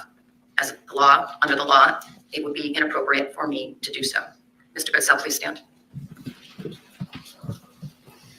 Mr. Goodsell, as to indictment 001, charging murder in the second degree, I sentence you to life in prison with the possibility of parole in 20 years. For charge 002, manslaughter by OUI, I sentence you to 12 years and 1 day in state prison to run concurrent with count 001. As to indictment number 4, charging driving a motor vehicle while OUI, causing serious bodily injury to Kendall Z. Motel, I sentence you to 8 years and 1 day from and after the sentence on 001.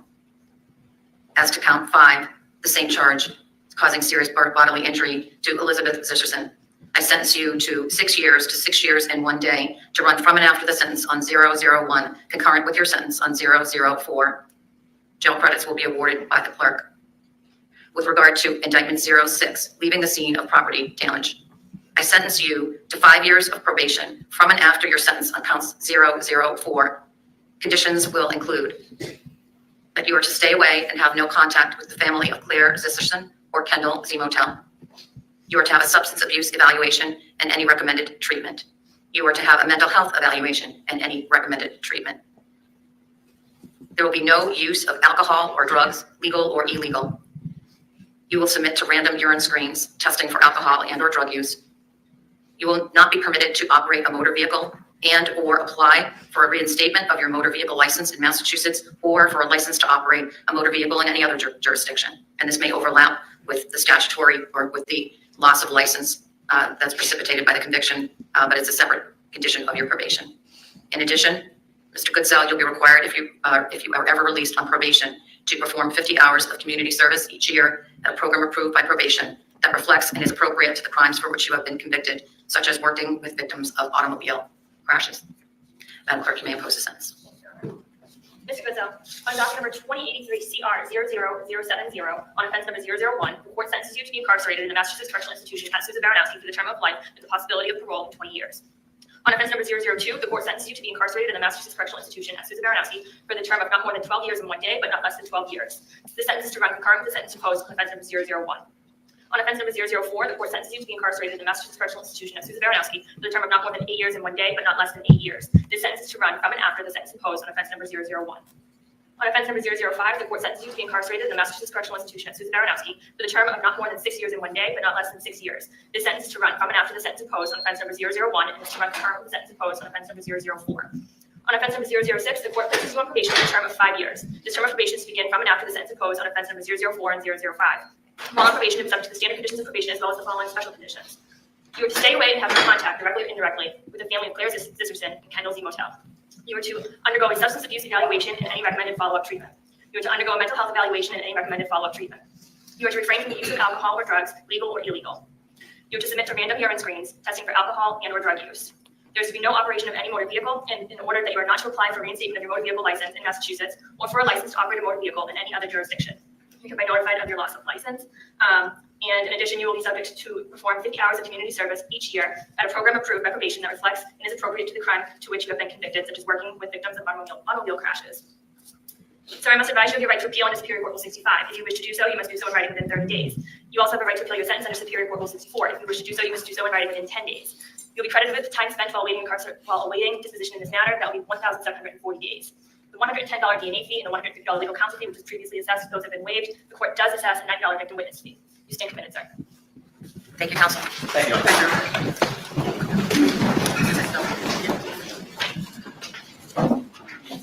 So he's spent about 4 3/4 years in prison, and he's going to be in there for 20 years. So life, but it's 20 years. I'm not sure if the 85% works out for that or not. Whether it is 20 is 20, I don't know. I don't know. But yeah, he's got. If he has to spend the full 20 there, that means he's got about 15 years left. So he will be 51 getting out of 51, 52 getting out of prison. His daughter will be 21. So there we go. But if the 85% rule does work, that's 3 years off. That means 12 years left in prison.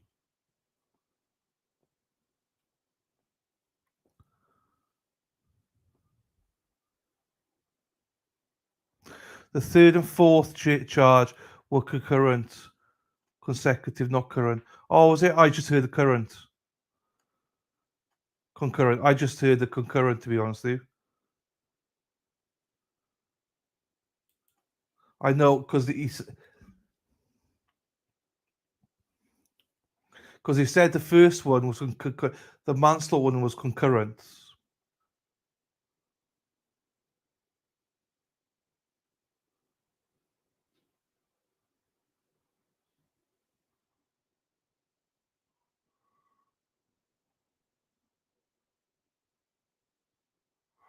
Right. Not that I'm disproving you at all, Joe, but let's just listen to it one more time.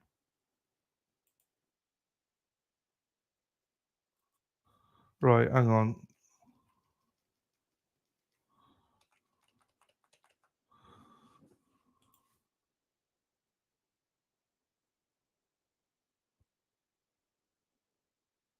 So that's 20 years, right?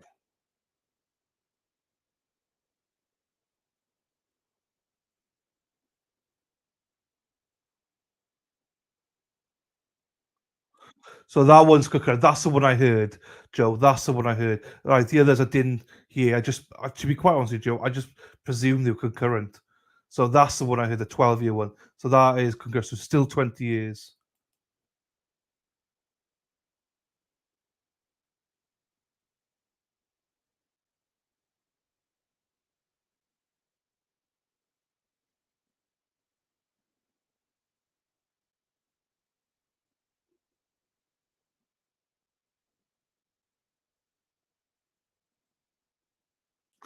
from and after the sentence. Fine. So it's 8 years and then 6 years. Yeah. So from and after the sentence.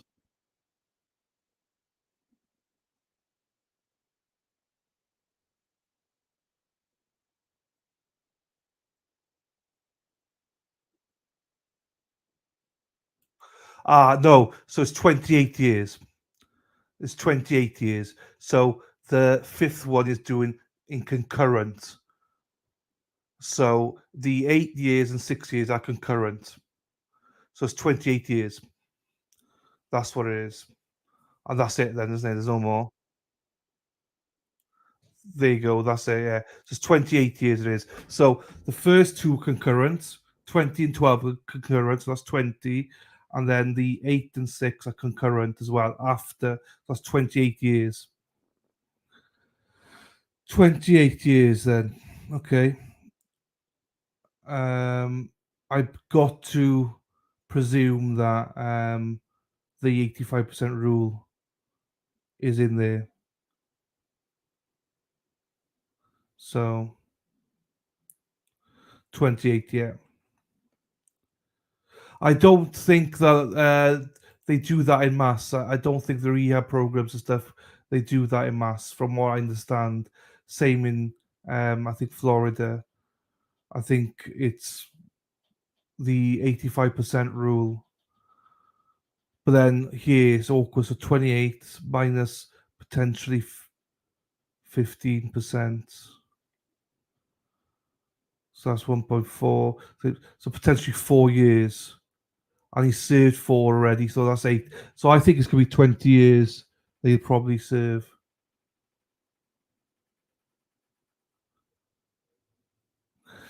No, I think it's minimum of 15, isn't it? Minimum of 15.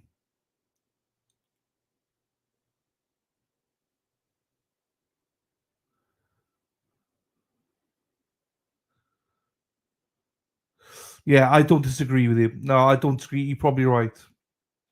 You're probably right. Yeah, I don't think they do that in mass, Ruka. I remember people talking about it before here about Massachusetts with Karen. I don't think they do. I think whatever it is 85% from what I remember. But again, I could be wrong. But I think it's mass. It's either mass or Florida. So I don't. I think he gets the 4 years and everything on top. So I think the 20 years he has to serve the 20 years no matter what, and the 8 years is probably the 85%. Like, I'm just spitballing here, but I do know, like, for instance, in Las Vegas, in Nevada, it is split in 50%. Same in Texas, 50% for good behavior. You could get out in Texas after 40% deserved. You know. So yeah, it is, and it's the same because I say Texas was.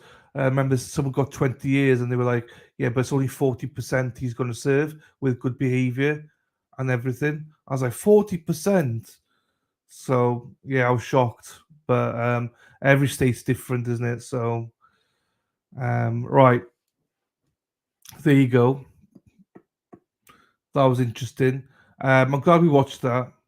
I'm glad we watched it. Right, I'm going to head off because I'm a little bit late now. So thank you, everybody. Remember, I'm not here tomorrow. I'm going to be spend some time with my ill mother. So that's where I will be with her. Looking forward to it. Spend some time with her.